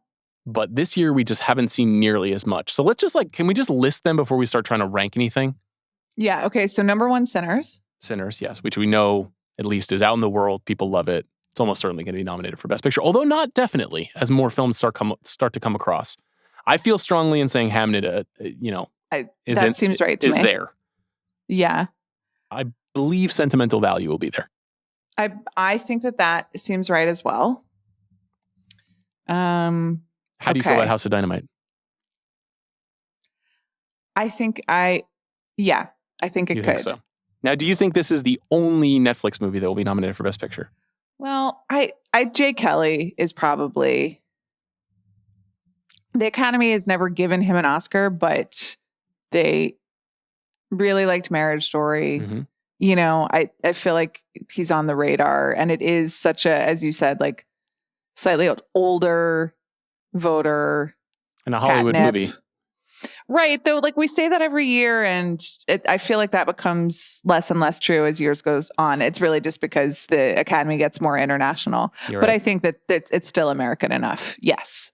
Okay. Jay Kelly. Sinners, Hamnet, Sentimental Value, House of Dynamite, Jay Kelly. One thing I wanted to ask you, there's a lot of movies on Netflix's slate, which we talked about on our auction episode. Mm-hmm. Do you think there's room for Train Dreams to come back in? Because Frankenstein, that's right. Jay Kelly, Small Player, these are much more muted receptions than we were expecting. And I was wondering if that means that there's a Train Dreams opportunity there. I know you haven't seen it yet. Yeah, no, I haven't seen it yet. That's a Sundance movie and Joel Edgerton and Logging. Am I getting this right? Though I haven't seen it. Based on a Dennis Johnson novel. They always have a late breaker. They always figure something out, but I don't know whether it would be Train Dreams or whether it would be. I mean, it's pretty open. Yeah, there's another film. I'm not saying no. Yeah, there's another film called Left-Handed Girl, which was produced and edited by Sean Baker, which I think is directed by Shi Chung-tu, his longtime producing partner and collaborator. And that could also be a late-breaking Netflix movie. I don't. Yeah. It's not as big, but I'm fascinated by Netflix having like 6 eligible movies Whereas like Right. 3 months ago, you'd be like, yeah, Frankenstein, probably pretty good. Like Nightmare Alley got a Best Picture nomination, you know? You'd think and maybe Yeah. Frankenstein will be better received outside of the festivals. Maybe regular I don't audiences will know. like it, but I don't think so. Yeah, I don't think so either. Okay. Okay, so how many do we have? We have, Sinners, Hamnet, Sentimental Value, House of Dynamite, Jay Kelly. That's 5. okay. We have a few that we haven't seen. I'll throw Marty Supreme, One Battle After Another at you. I think both are likely, Feels right. or at least, you know, possible right now. Okay. They always come through for PTA. You were not super high on Smashing Machine, right? I think that I mean, I'm not in the like the MMA, UFC, like wrestling world at some point is just kind of like I actually thought all of those the footage of Dwayne The Rock Johnson pulverizing people set to beautiful music, like it was actually quite beautiful. I liked that. But I was sort of befuddled by, I guess, the pacing of the movie. And some of that is just because I'm not as invested in the sport aspect. Yeah, I had a chance to see it a while ago, and I really liked it. And it's very much a spiritual sequel to Benny's show The Curse with Nathan Fielder, which may surprise some people to hear that based on the trailer that they watched of the movie, which is a kind of more classically triumphant sports movie trailer. But I've been begging for 5 years for Dwayne Johnson to make good movies, and this is a step in the right direction for sure. And I think what Benny's mission is and what Dwayne's mission is a very interesting, not a contrast. They're working together, but Safdie is into something very strange in this movie. Actually, David Sims, I saw on Letterboxd, comped it with Lenny Cook, the documentary that Benny and Josh made some years ago about the college basketball player Lenny Cook. And I like that as like a way of thinking about how they think about sports and how this movie thinks about being an athlete. But anyway, we'll talk more about Smashing Machine because it's out in a month. So we'll get to it when we get there. Okay, so Marty Supreme, One Battle After Another. What else is out there? Let's see. I know we're forgetting. Well, let's do international, okay? Because we get a few internationals every year. Well, and so this is one. I don't know whether I think there's room for both Begonia, which is not international, but you know, and No Other Choice. I think that they are twinned, or they're not twinned, but they have a lot in common. Okay, and they are also out there in the best way in terms of, you know, those directors like to push the audience. So does No Other Choice get in? It's, you know, it's neon. I think there's going to be a major push for it. I think it's a contender for Golden Lion. You know, is this the year that Park Chan-wook breaks through Best Picture is a good question. My gut says yes. That's not really based on anything, having not seen the movie, except just that we've seen a lot of international films break through in the last few years. I think the appreciation of Park is growing over time. We included The Handmaiden in our 25 for 25 countdown list.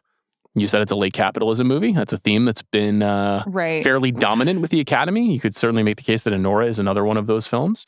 And maybe I'm wrong, and they would do Begonia too. It feels like the Academy likes favorite Poor Things costume drama, Yorgos, and this is having a little bit of fun at that audience's expense. So I don't know. I'll go with that. I think that makes a lot of sense. Then that leaves, I think, 2 behemoth Hollywood movies. Oh, sure. Wicked Part 2. Wicked for Good, and Avatar Fire and Ash. Oh, that's right. Avatar. Which, of course, the first 2 were nominated for Best Picture. Yeah. Okay, can I proffer a take? I'm not saying I believe this. If this were the fantasy football podcast Take Purge, I would definitely pitch this. Here's my pitch. Avatar Fire and Ash will be the best Avatar movie, but will get no Oscar nominations. Okay. I don't know if I believe that, because it obviously is going to get best visual effects. But I feel like it's so that's the part of the take you have a problem with, rather than it'll be the best one. Well, I mean, the best one is... You can say that with your whole heart. I mean, most people don't even seemingly care about them, except for the real Cameron heads. Even our own beloved Chris Ryan dumped on Avatar, having never seen it. Yeah, no.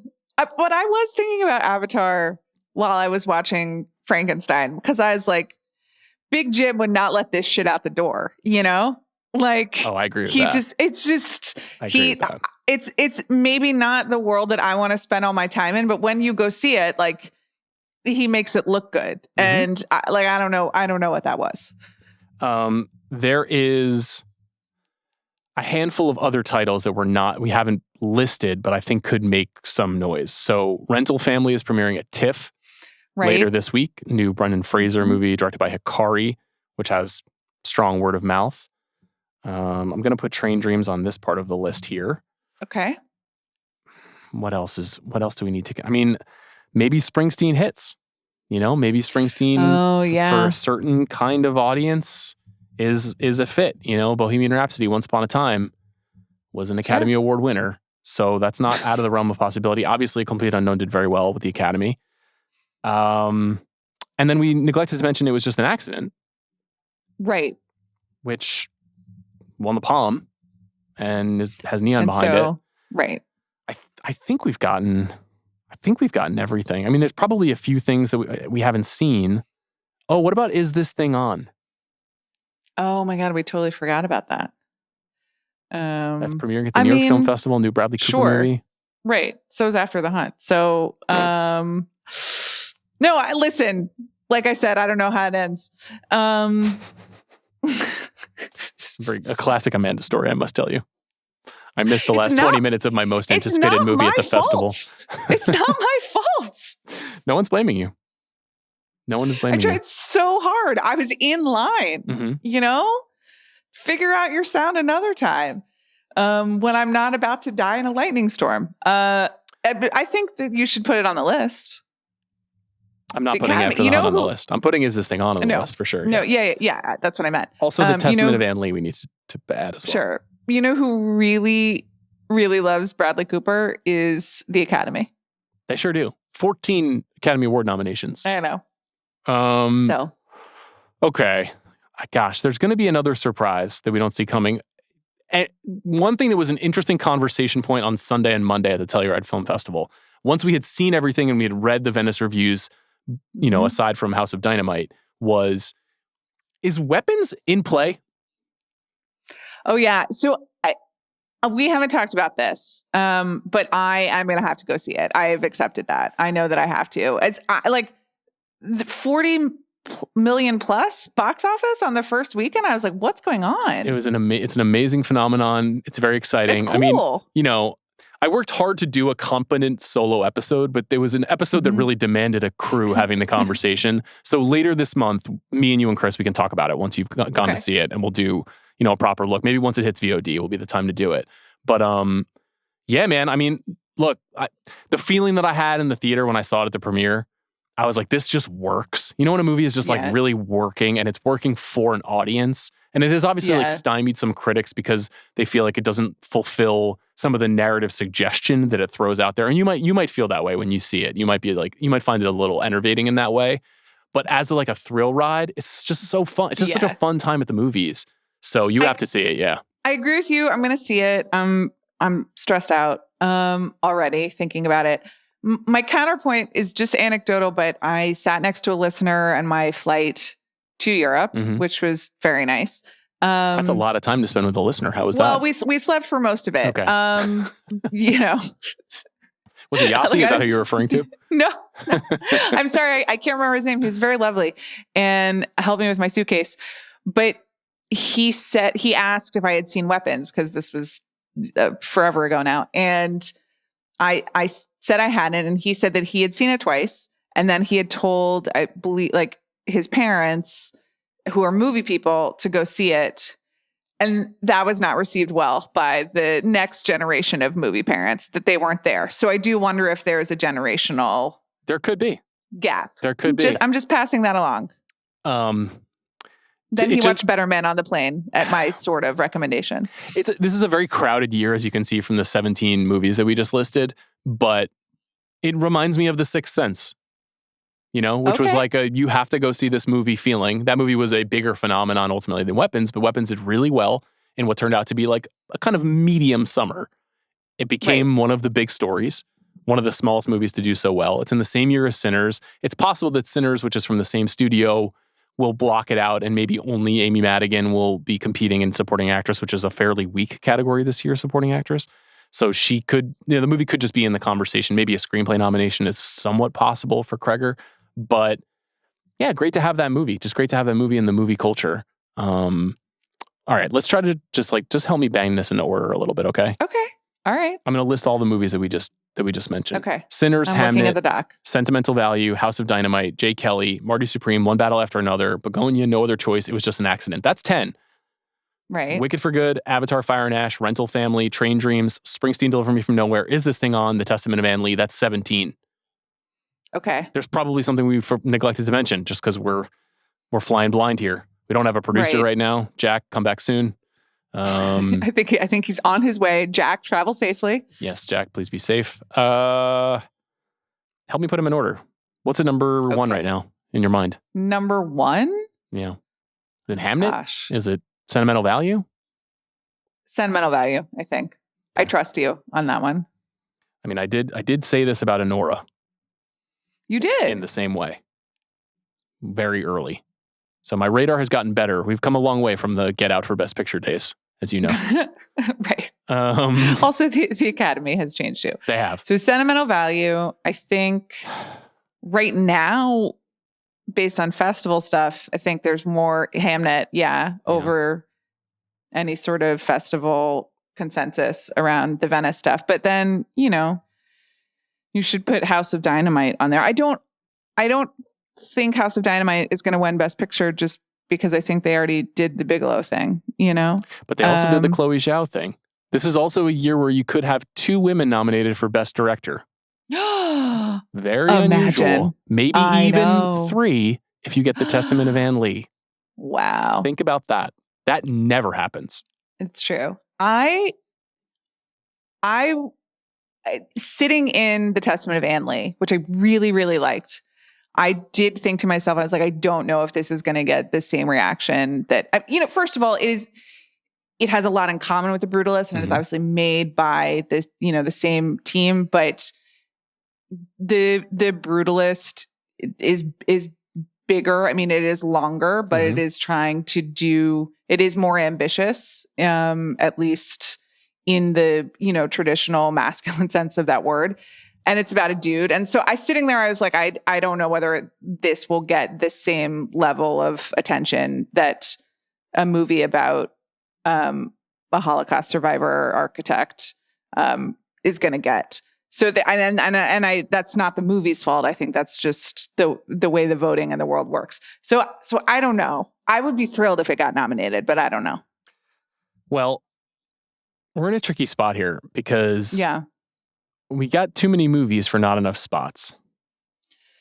Yeah. So look at what we have. Sinners, Jay Kelly. So put Wicked for Good and Avatar, Fire and Ash on there. Like, we know that's going to happen. Well, I'm not convinced that Avatar is going to make it. I know Doubting Big Jim is the costliest bet in Hollywood, and I'm not advising anyone make that bet. But I think it's just a little too soon from The Way of Water. I think and if it disappoints even slightly, I could see a movie like that, I'm fine. We don't have to give it a spot, but I think Wicked for Good, we just gotta, Yeah, we gotta put our head down on that one. Yeah, I agree with you. Okay. Sinners, I think, is getting in. I really thought Frankenstein looked so much like Wicked. Yeah. Like when they're in the lab. Sorry. It just, and that's not a compliment. No, it's the color grading and the lighting is just a little off, and it has that kind of that Netflix sheen on it that we sometimes complain about. But there's just like a flatness to the way they're filming that's very confusing. Anyway, yes. Sinners, I agree. Okay. Do you think Jay Kelly will make it? I don't know. Interesting. Probably right now, yes.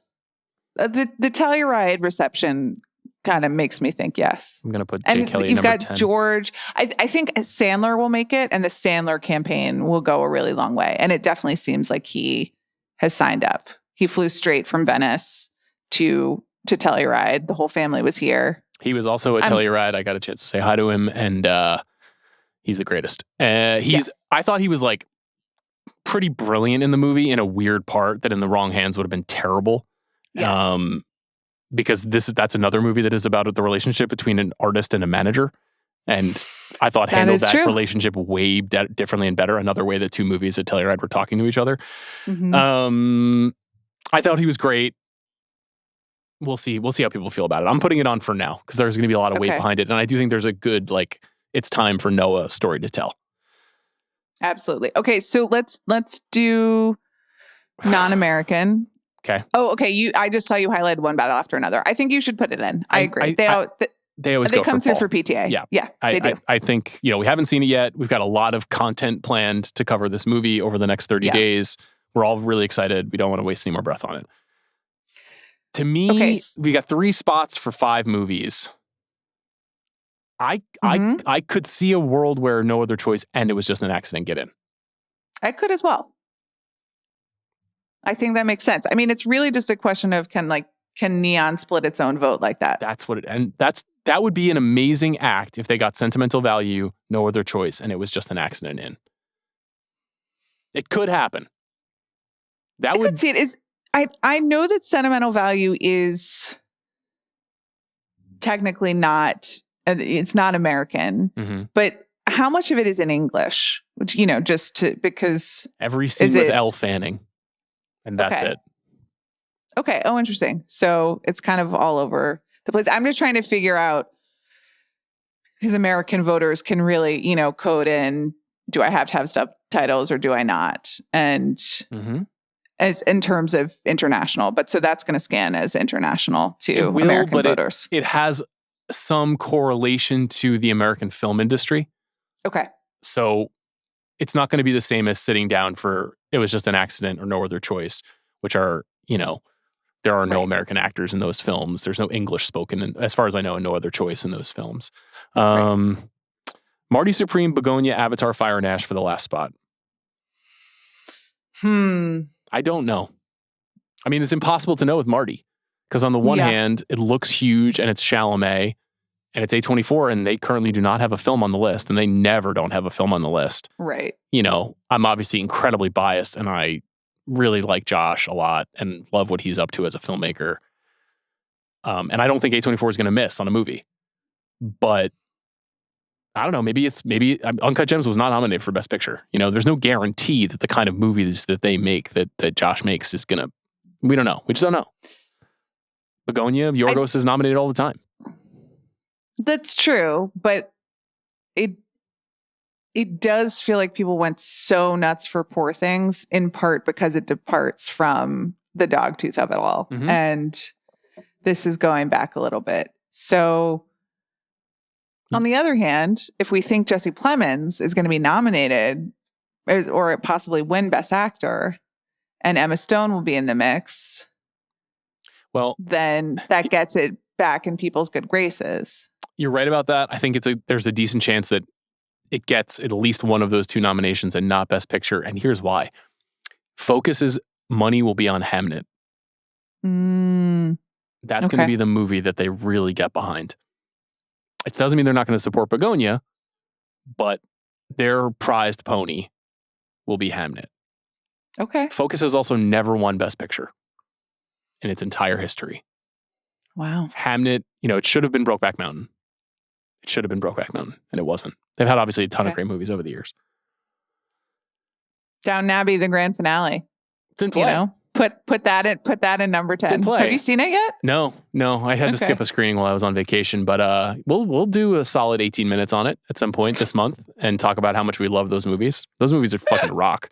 I can't wait. I'm so excited. Right now I'm saying Marty Supreme.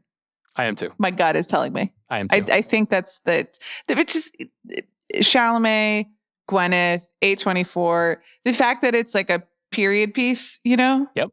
Again, the costumes read a certain way to people. Yep. So okay, here's our top 10. I put to me 4 through 10 is not really in any order at this point, so please don't aggregate, Amanda. Number 10 is Jay Kelly. Number 9 is Wicked for Good. Number 8 is Sinners. Number 7 is One Battle After Another. Number 6 is It Was Just an Accident. Number 5 is No Other Choice. Number 4 is Marty Supreme. Number 3 is House of Dynamite. Number 2 is Hamnet. And number 1 is Sentimental Value. Gut reaction, how many out of the final 10 do you think we got right now? 7? I'm going to say 8. Okay. That's good. But we I did. mean, listen, it's until this past week, we've been saying it's an incredibly weird year. There are no obvious contenders. We don't know what's going on. So I'm trying to, be kind to us. Here's 7 or 8 would be good. Oh, that'd be solid, considering we do this for a living and get money for it. Begonia, Fire and Ash, Rental Family, Train Dreams, Springsteen, Is This Thing On, The Testament of Anne Lee, Frankenstein, and Weapons. We're not predicting to go into Best Picture. Not to mention the 1 or 2 other movies that hit in the next 4 months that we don't really know about. Right. So, or at least we don't, I don't think like the Jarmusch film, for example, is going to contend. I don't think Ella McKay is going to contend, but you never know. A James L. Brooks movie, you never know. Die My Love, you never know. Did you see Late Fame? I didn't. I missed it. That's the new Kent Jones movie, which I'm looking forward to, which is Willem Dafoe and Greta Lee. Heard nice things about that movie. Roofman. Roofman. Kirsten Dunst got a Town and Country cover. So I saw that. All is right in the world. Is that a good thing to get? Well, no, but in it, she said that Sophia is working on the script for the next movie they're doing together. So it's absolutely gigantic. As you would say, I'm happy for you. Okay, I think we've done yeoman's work here. You feeling good? I feel, no, but I'm excited to see the rest of the movies. I'm excited to come home. It's after midnight in Italy. Yes, it is. You fly home tomorrow. I do. Do you feel ready to come home? I'm really, again, I love being here. It was fantastic, even when I swore I would never come back during the rainstorm. But I miss home. I miss my children. I miss my husband. Yeah, I miss a normal size shower. Is it too small or too big? Oh no, this one's very small. This is like a little, it's like a locker. But that's okay. No, it's been lovely to be here. It's very beautiful. Thank you, Venezia, and goodbye. Goodbye, Amanda. Let's go to my conversation with Alex Russell. Here with Alex Russell, feature directorial debut. Yeah. Lurker. How are you feeling? I feel very nervous. Okay. About this conversation, about the reception of the movie, about what? All of that. I think the exposure. I feel very exposed right now talking to you. But I'm glad that people like the movie. I think there's so many more opportunities now for people to not like it. Is how I feel. Why? Because you only had it in a festival context, and that's a very warm space for it to premiere. Contained. Yeah. I do think it's a warm space. People want to like the movie at Sundance, I think, and it's full of. I packed out my screening with people who worked on the movie, so that's a cheat code. A tried and true strategy. But the people who worked on the movie had to like working with you to do that. Okay. So I want to talk about all that and how you came to make this movie. So my sense from watching it was that it had a real texture and sense of comfort in the world that it's portraying, which is essentially kind of the inside outside of the LA music scene. Yeah. At least proximate to a successful artist. And I heard you say in a couple of interviews that this is like a world that you knew or know. How is that the case? How do you know this space and how do you know these characters so well? Yeah, I mean, all of my friends to this day are still in music. Music managers, artists, producers, DJs, I don't know how exactly that happened, but it just is my existence in LA. And I feel like I've seen these kinds of ensembles and groups and fallouts and dynamics and sort of like the gravitational pull of a new artist. And I've seen those cycles play out, I think, numerous times in a way where you start to see patterns and archetypes and stuff like that. So yeah, I feel like all the characters in the movie, I've seen some version of that guy. And there was some imagination used, I think, in constructing them. But I think knowing that world just allowed me to stress test any of the details which I think for this movie in particular was key, because if it felt inauthentic, it's like the corniest movie of all time. And that was my big fear in making it. Yeah, I'm curious about some of the aesthetic choices in the movie too, because it feels very surveillance observational. You know, it feels like we're very close to a natural world instead of something that, like, made by a different filmmaker. This could be like a really stylized movie that is very colorful and loud and doesn't feel invasive necessarily. So was that because you were attempting to kind of replicate the feeling of the scene that you had witnessed yourself? Honestly, a lot of that came later in the process when I started having conversations with my DP. Pat Scola is my DP. He shot that movie Sing Sing. And I think he really brought like a warmth and like a human quality to these kind of darker interactions that everyone's having, which I felt really served the movie. I think the first thought for making something like this could have been super like Finchery, cold, or like a Nightcrawler type of feel. But I guess it was nice to establish some contrast there, because things will already feel that way because of what happens in the movie. And there's some things that feel more precise as you get into the second half. And I don't know, I wanted you to feel like these were real characters and real people, and the interactions they have are very relatable. So I wanted people to understand that this was supposed to be somewhat realistic. Was there like an inciting incident or a moment that you witnessed when you were inside this world before you started writing that flipped a switch and made you think like, this could be, there's the arc of a story inside of this space or with that person or something that they did? Nothing in particular, but so many of the things that happen in the movie are similar to something I've witnessed, or in extrapolation of something like that. You know, I've been in rooms like this, but it was more of like a feeling, an overall sort of maybe feeling of disgust that I felt within me that I wanted to explore. And it was very low stakes at the time, because it was just like, can I explore this feeling? COVID had just started when I wrote it. And I was like, I really want to explore this kind of like nauseous feeling that I have.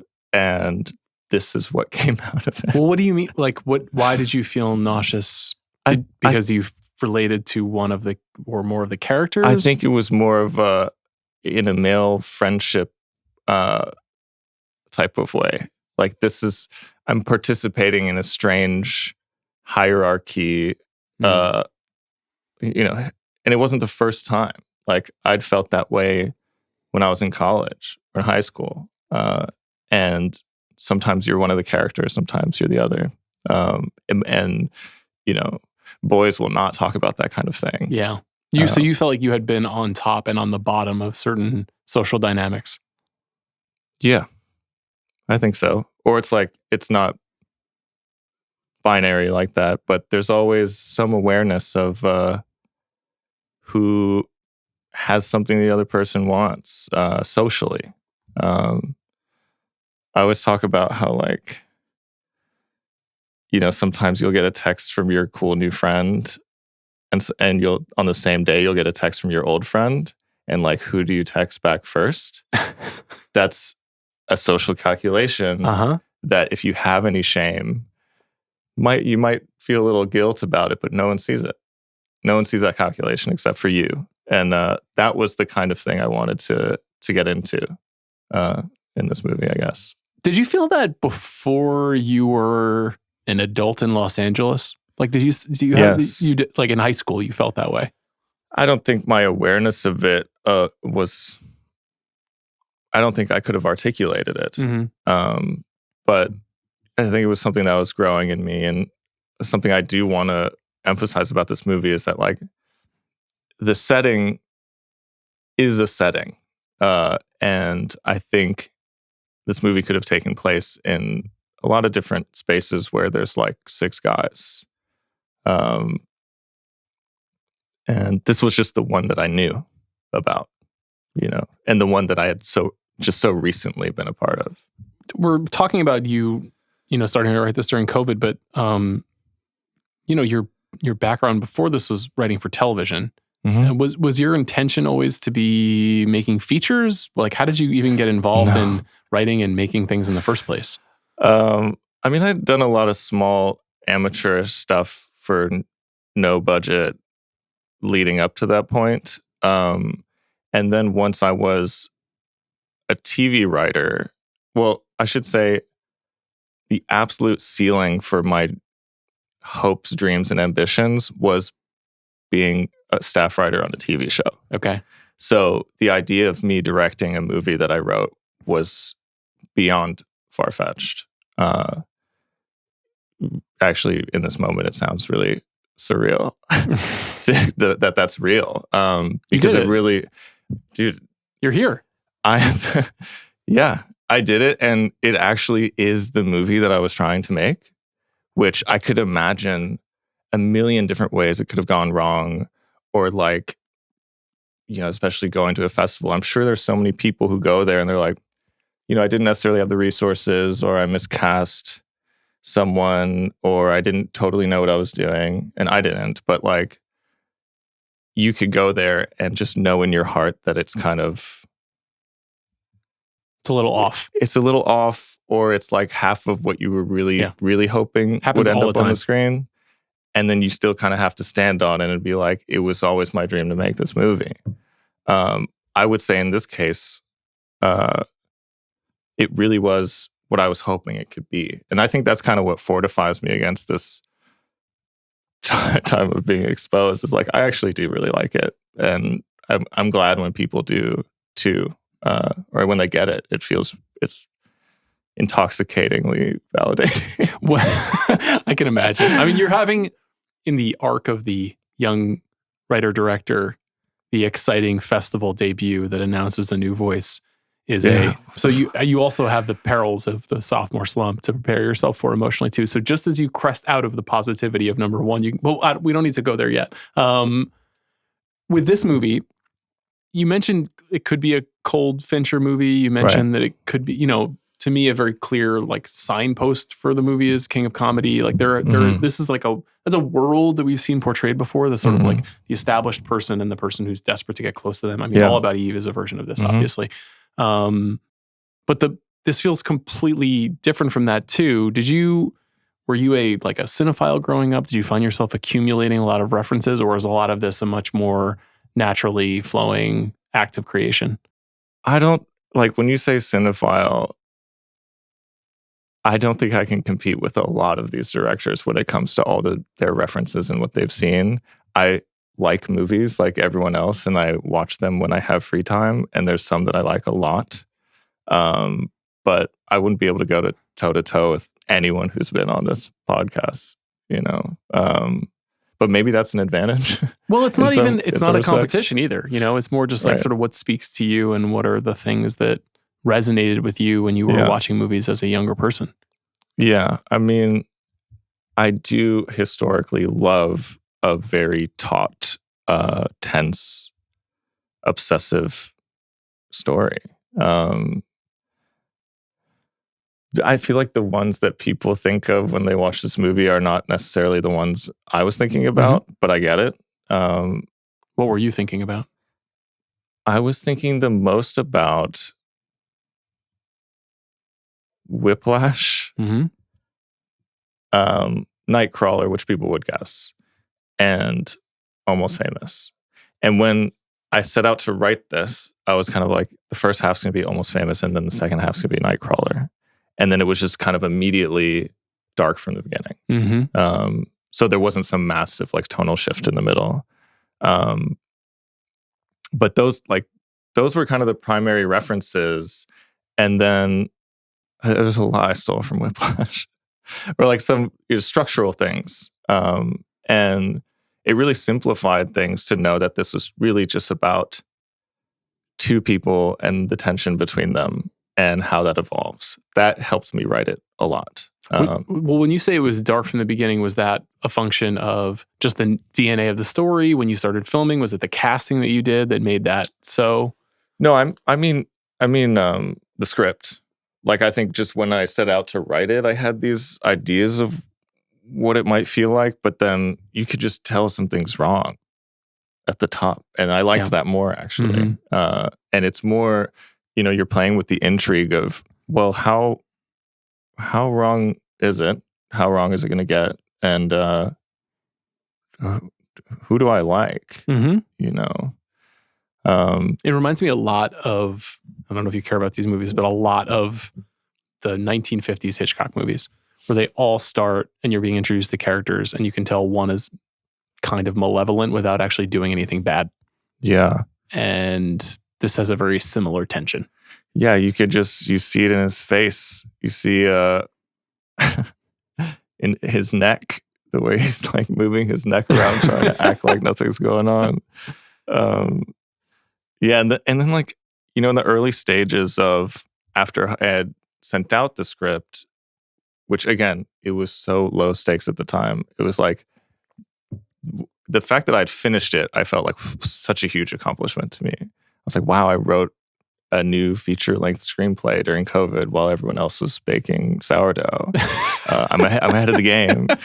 And then when we sent it out, it was like, and I was a very much baby TV writer at that time. I had barely done anything, and I had just gotten like a manager. And I think in my meeting with my manager, the first one, I was kind of like, yeah, I have this idea for, they were just like, yeah, go write it, just do it. And I think in the back of their minds, they were like, we don't know if this guy can write. Yeah. But like, guy wants to write a screenplay in LA. Yeah, welcome to the party. Yeah, exactly. And then when they read it, they were like, oh, this actually might be something. And then the more people I showed it to, they were like, this is maybe something. And within a few months, we sent it out. And wait, why was I talking about this? Just the feeling of going through the process of writing it. Like you were like, it was a very low stakes endeavor. Yeah, it was low stakes. And it sort of bloomed into like my calling card to get TV work. And then B, it was like, now that someone has told me that this could be a thing, I couldn't let go of it. But I was never thinking I was going to direct it until people told me that maybe I could. Why did people tell you that? Just because you knew the world really well? I don't know why I was told that, but now I know. Because like in the hands of another director, it just, so many of the subtleties, so many of the little details and stuff that would make it feel inauthentic, they would just get flattened, I think. And so much of this movie is just a look or the intonation of a line. And I think I really had a sense for what it was supposed to be because I'd written it. And that was the primary advantage I had going into directing, was I knew what every scene was about and what every line was about. And I could, express that. Was there any, I don't know if you had trained to direct anything. Obviously, it's a very technical skill as well as a creative act. And it's a lot of decision making and a lot of responsibility and... Trained? No. What I had done was read some books about it. Okay. And... What books? I feel like none of them really even made a difference to me. What is that, like, Mamet one? Oh. Isn't there some Mamet one called like On Directing? Yes. And then I read books about other roles. Like I read a whole book about first ADing, which actually was really, really helpful. And, I'd spent barely any time on set because I'm a TV writer. Like, especially in this era, you don't really get invited to spend time on set unless you're the showrunner or high-level producer. So I'd spent a grand total, if I want to say, I don't know, 8 days on a set before I shot this movie. So this is a miraculous story that you got to direct this movie. I know. This is part of the reason I wanted to talk, because I was like, who the fuck is this person? Yeah, I know. I don't know who, but the movie is so assured and it's so unusual to be, you have a knack for it, obviously, and you knew the story you wanted to tell. But I had a feeling you were going to be like, I don't know how I got here. Well, and there is a little bit of that in the story that you're telling. I could retroactively tell you what worked. Okay. And it's that so much of directing is casting. And by casting, I mean casting and hiring. And I use the same methodology for both, which is that I would evaluate the person kind of based on their understanding of the script. And that worked really well, I think, for casting and for, anyone who did something technical that I really didn't understand that well.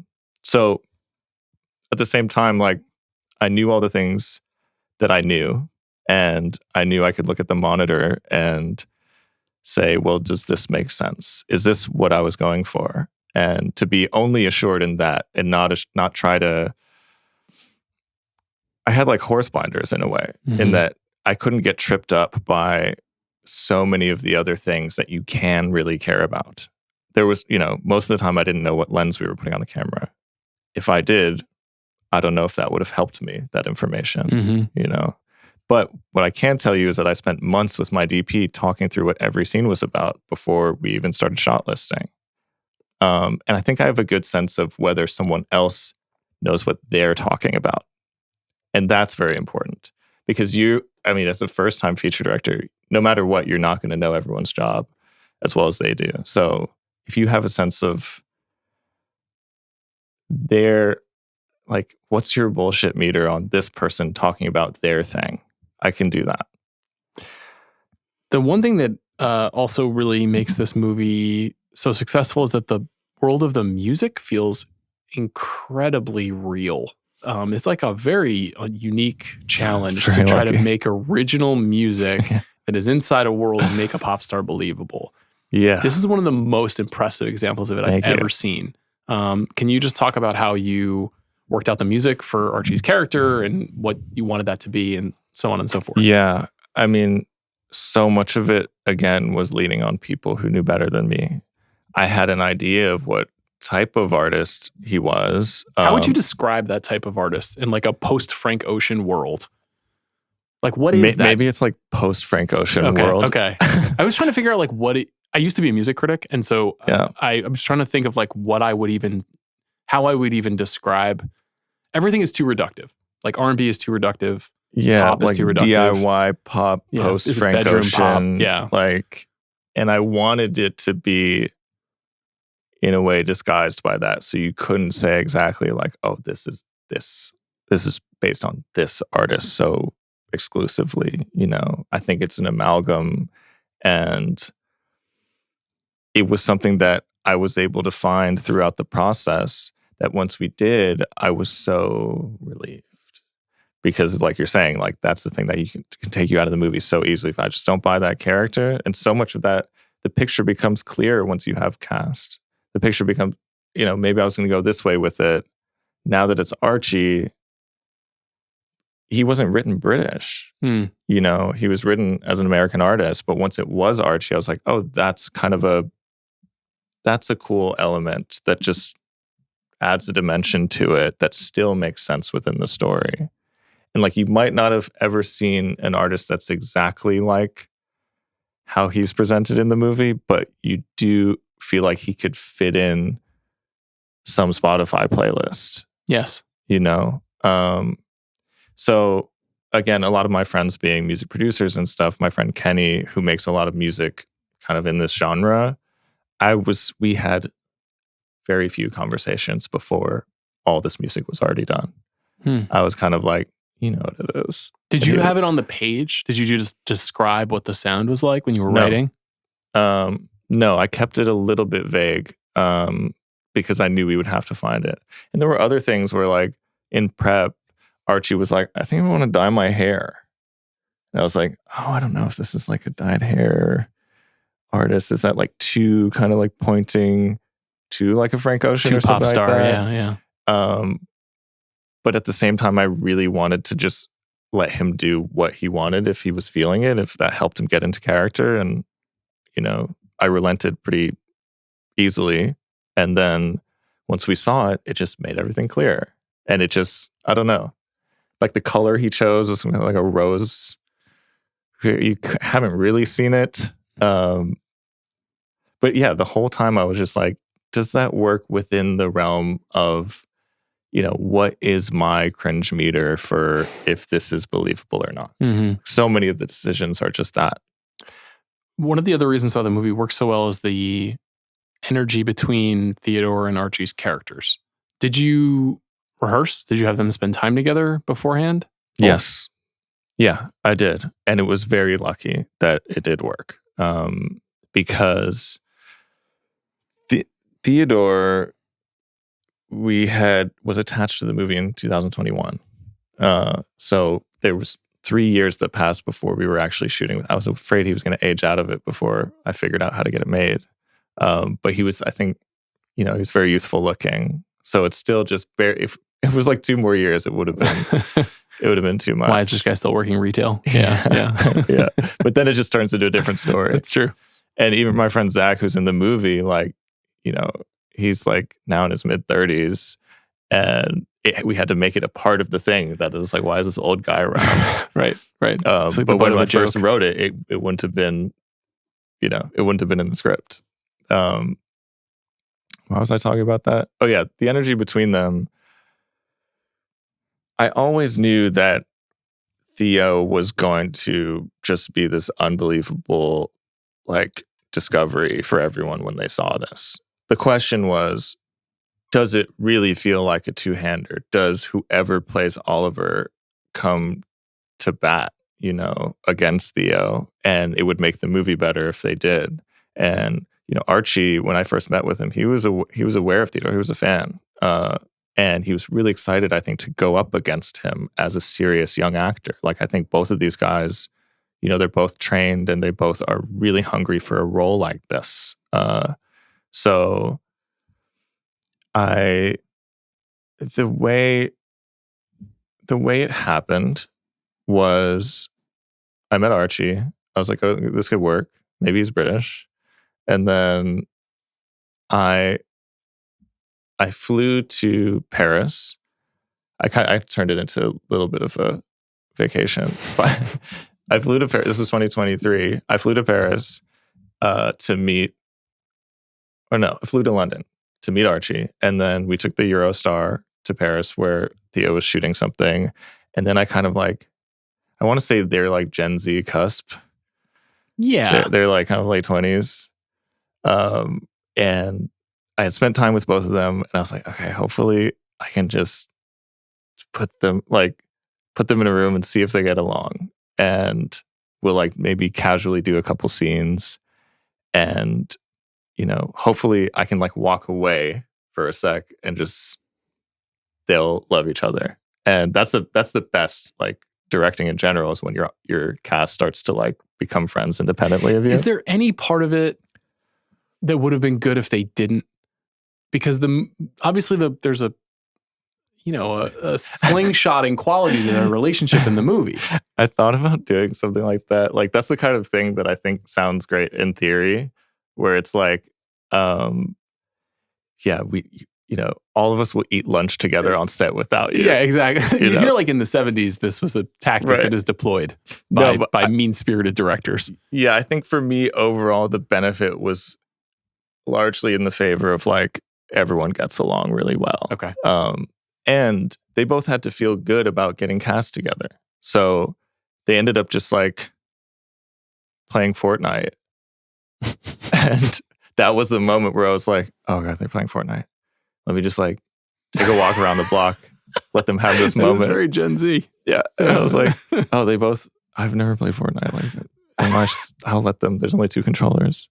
Let me like get out of here. And then that was that. And like, we all love each other very much. And I couldn't have asked for a better cast. Like, for me, going into it as, again, the person on set with the least set experience, I was looking to everyone else for a lot of support. Like all I really had to offer was steering the thing in the direction of what I felt was right. And that's all I had was like my gut feeling about is what is on the monitor working for me. And if not, let's figure out how to make it work. Did you ever have a day or a moment where you felt like, ooh, like I don't have my arms around this, or this is in trouble, or I miswrote this moment? The last thing, yes. There were things where I felt you get to the day and like, oh, this is way too long. I miswrote this. This is indulgent. Mhm. Or, I don't think we need like a monologue here. That was like me as a early stage writer trying to sound clever to myself, Mhm. So that kind of thing was really easy to jettison or rewrite in the moment because there had been so much time between writing it and now directing it. I wasn't hyper precious about the words. And, like doing TV, that kind of thing happens all the time. You're like, well, it doesn't work, or location's different, rewrite the scene right now. And I felt pretty nimble with like, oh, that doesn't work. Let's cut that line or experiment with new lines. But what was great is like both myself and the cast, we all really knew what every scene was about. There's a simplicity to every scene individually, and we could play within that and try variations and sometimes find something that just felt a little more off the cuff or felt a little more fun or felt more right, When you were done with the movie, were you like, this is a great film, it's going to go to Sundance, we're going to do great, we're going to get sold, we're going to be the belle of the ball, we're going to have a very nice I still September don't know release? if we're going to get it to Sundance. Okay. No, I mean, these things are very hard to get off the ground in the first place. And I knew there was a version of this that I completely exposed myself to be a fraud. And I wasn't meant for this. And even if that had happened, maybe it wasn't my fault, but it would have really knocked me down. And I don't know, I think I was just so exhausted. We had all developed an addiction to Celsius on set, and then I immediately stopped drinking them when we were done. So I was in bed for like a week after, and I'm pretty delicately built in general, so getting through that was tough. I've had 1 Celsius in my life and it didn't go well, so I can only imagine. Yeah. No, but you build up a tolerance. You start with like a couple of sips. No, I mean, I will say this. There were so many times on set where I was like, this is the scene. This is what I was hoping for. Maybe it's even better. And I could really feel that in the moment. And I would be like giddy, and people would be like, why is Alex giggling? Why is it? And I think people really appreciated that I seemed excited, because a lot of people in their little bubble of what they're doing don't necessarily know how it's going. Yeah. And a lot of people are looking to me like, are you happy? We don't know how to evaluate that. Even actors sometimes are so stuck in like the emotion of the moment, like maybe a vulnerable moment, that they come out and they're like, I don't know if that was good, but it's really kind of their vulnerability persisting. And my only real true fear when we wrapped was like, when I look at this in the edit, will I feel as good as I felt about the times I was happy on the monitor?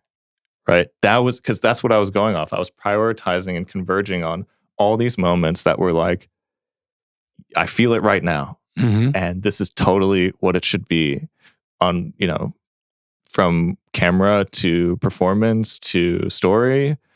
All of that converges in the moment on the monitor. And I'm like, this is working. When I feel like if it works, that's what we were prioritizing. So if my sense of that was not calibrated, then by the time I get to the edit, we're just left with all this stuff that I was wrong about. But the truth is the movie is made up of a composite of all the things I was excited about on the day. So I would, if I do get to do another one, I will trust that more and worry about it less. Like if I feel good about it in the moment, that's probably the right thing. What has to happen for you to do another one? Someone has to let me. Do you have scripts? Are you people have to listen to this podcast and go see it? Yeah, that's no guarantees on the former, maybe on the latter. Do I have scripts? Yes, I have scripts I'm working on. Okay. And the thing you were saying about sophomore slump is we want to avoid it. We certainly do. Yeah. But I think easier said than done. Yeah, I mean, I have. Do you have a desire to have like a bigger production, more money? Or is the scale of this story like the kind of register that you'd like to work at? If I were to guess, the next one will be slightly bigger in scope. But you often see someone like have some like Sundance Darling movie and then they give you $1 billion for the next one. Yeah. And you kind of wonder what happened there. I was talking with your Sundance alum, Ava Victor, a few weeks ago, and they were saying they're not going to make a Jurassic World movie anytime soon. But, like that's I would like to see that. Yeah. Ava's version would be great. But that's like, you're not going to try to trampoline into a large budget franchise film. No, because so much of what helped me make this was the constraints. The fact that it was so low budget and I had very limited time makes you very creative. You have to solve this problem. And it's much more exciting than writing because when you're writing, you unfortunately have infinite time. And when you're shooting, you really don't. And you have to be like, well, what is this scene really, really, really about?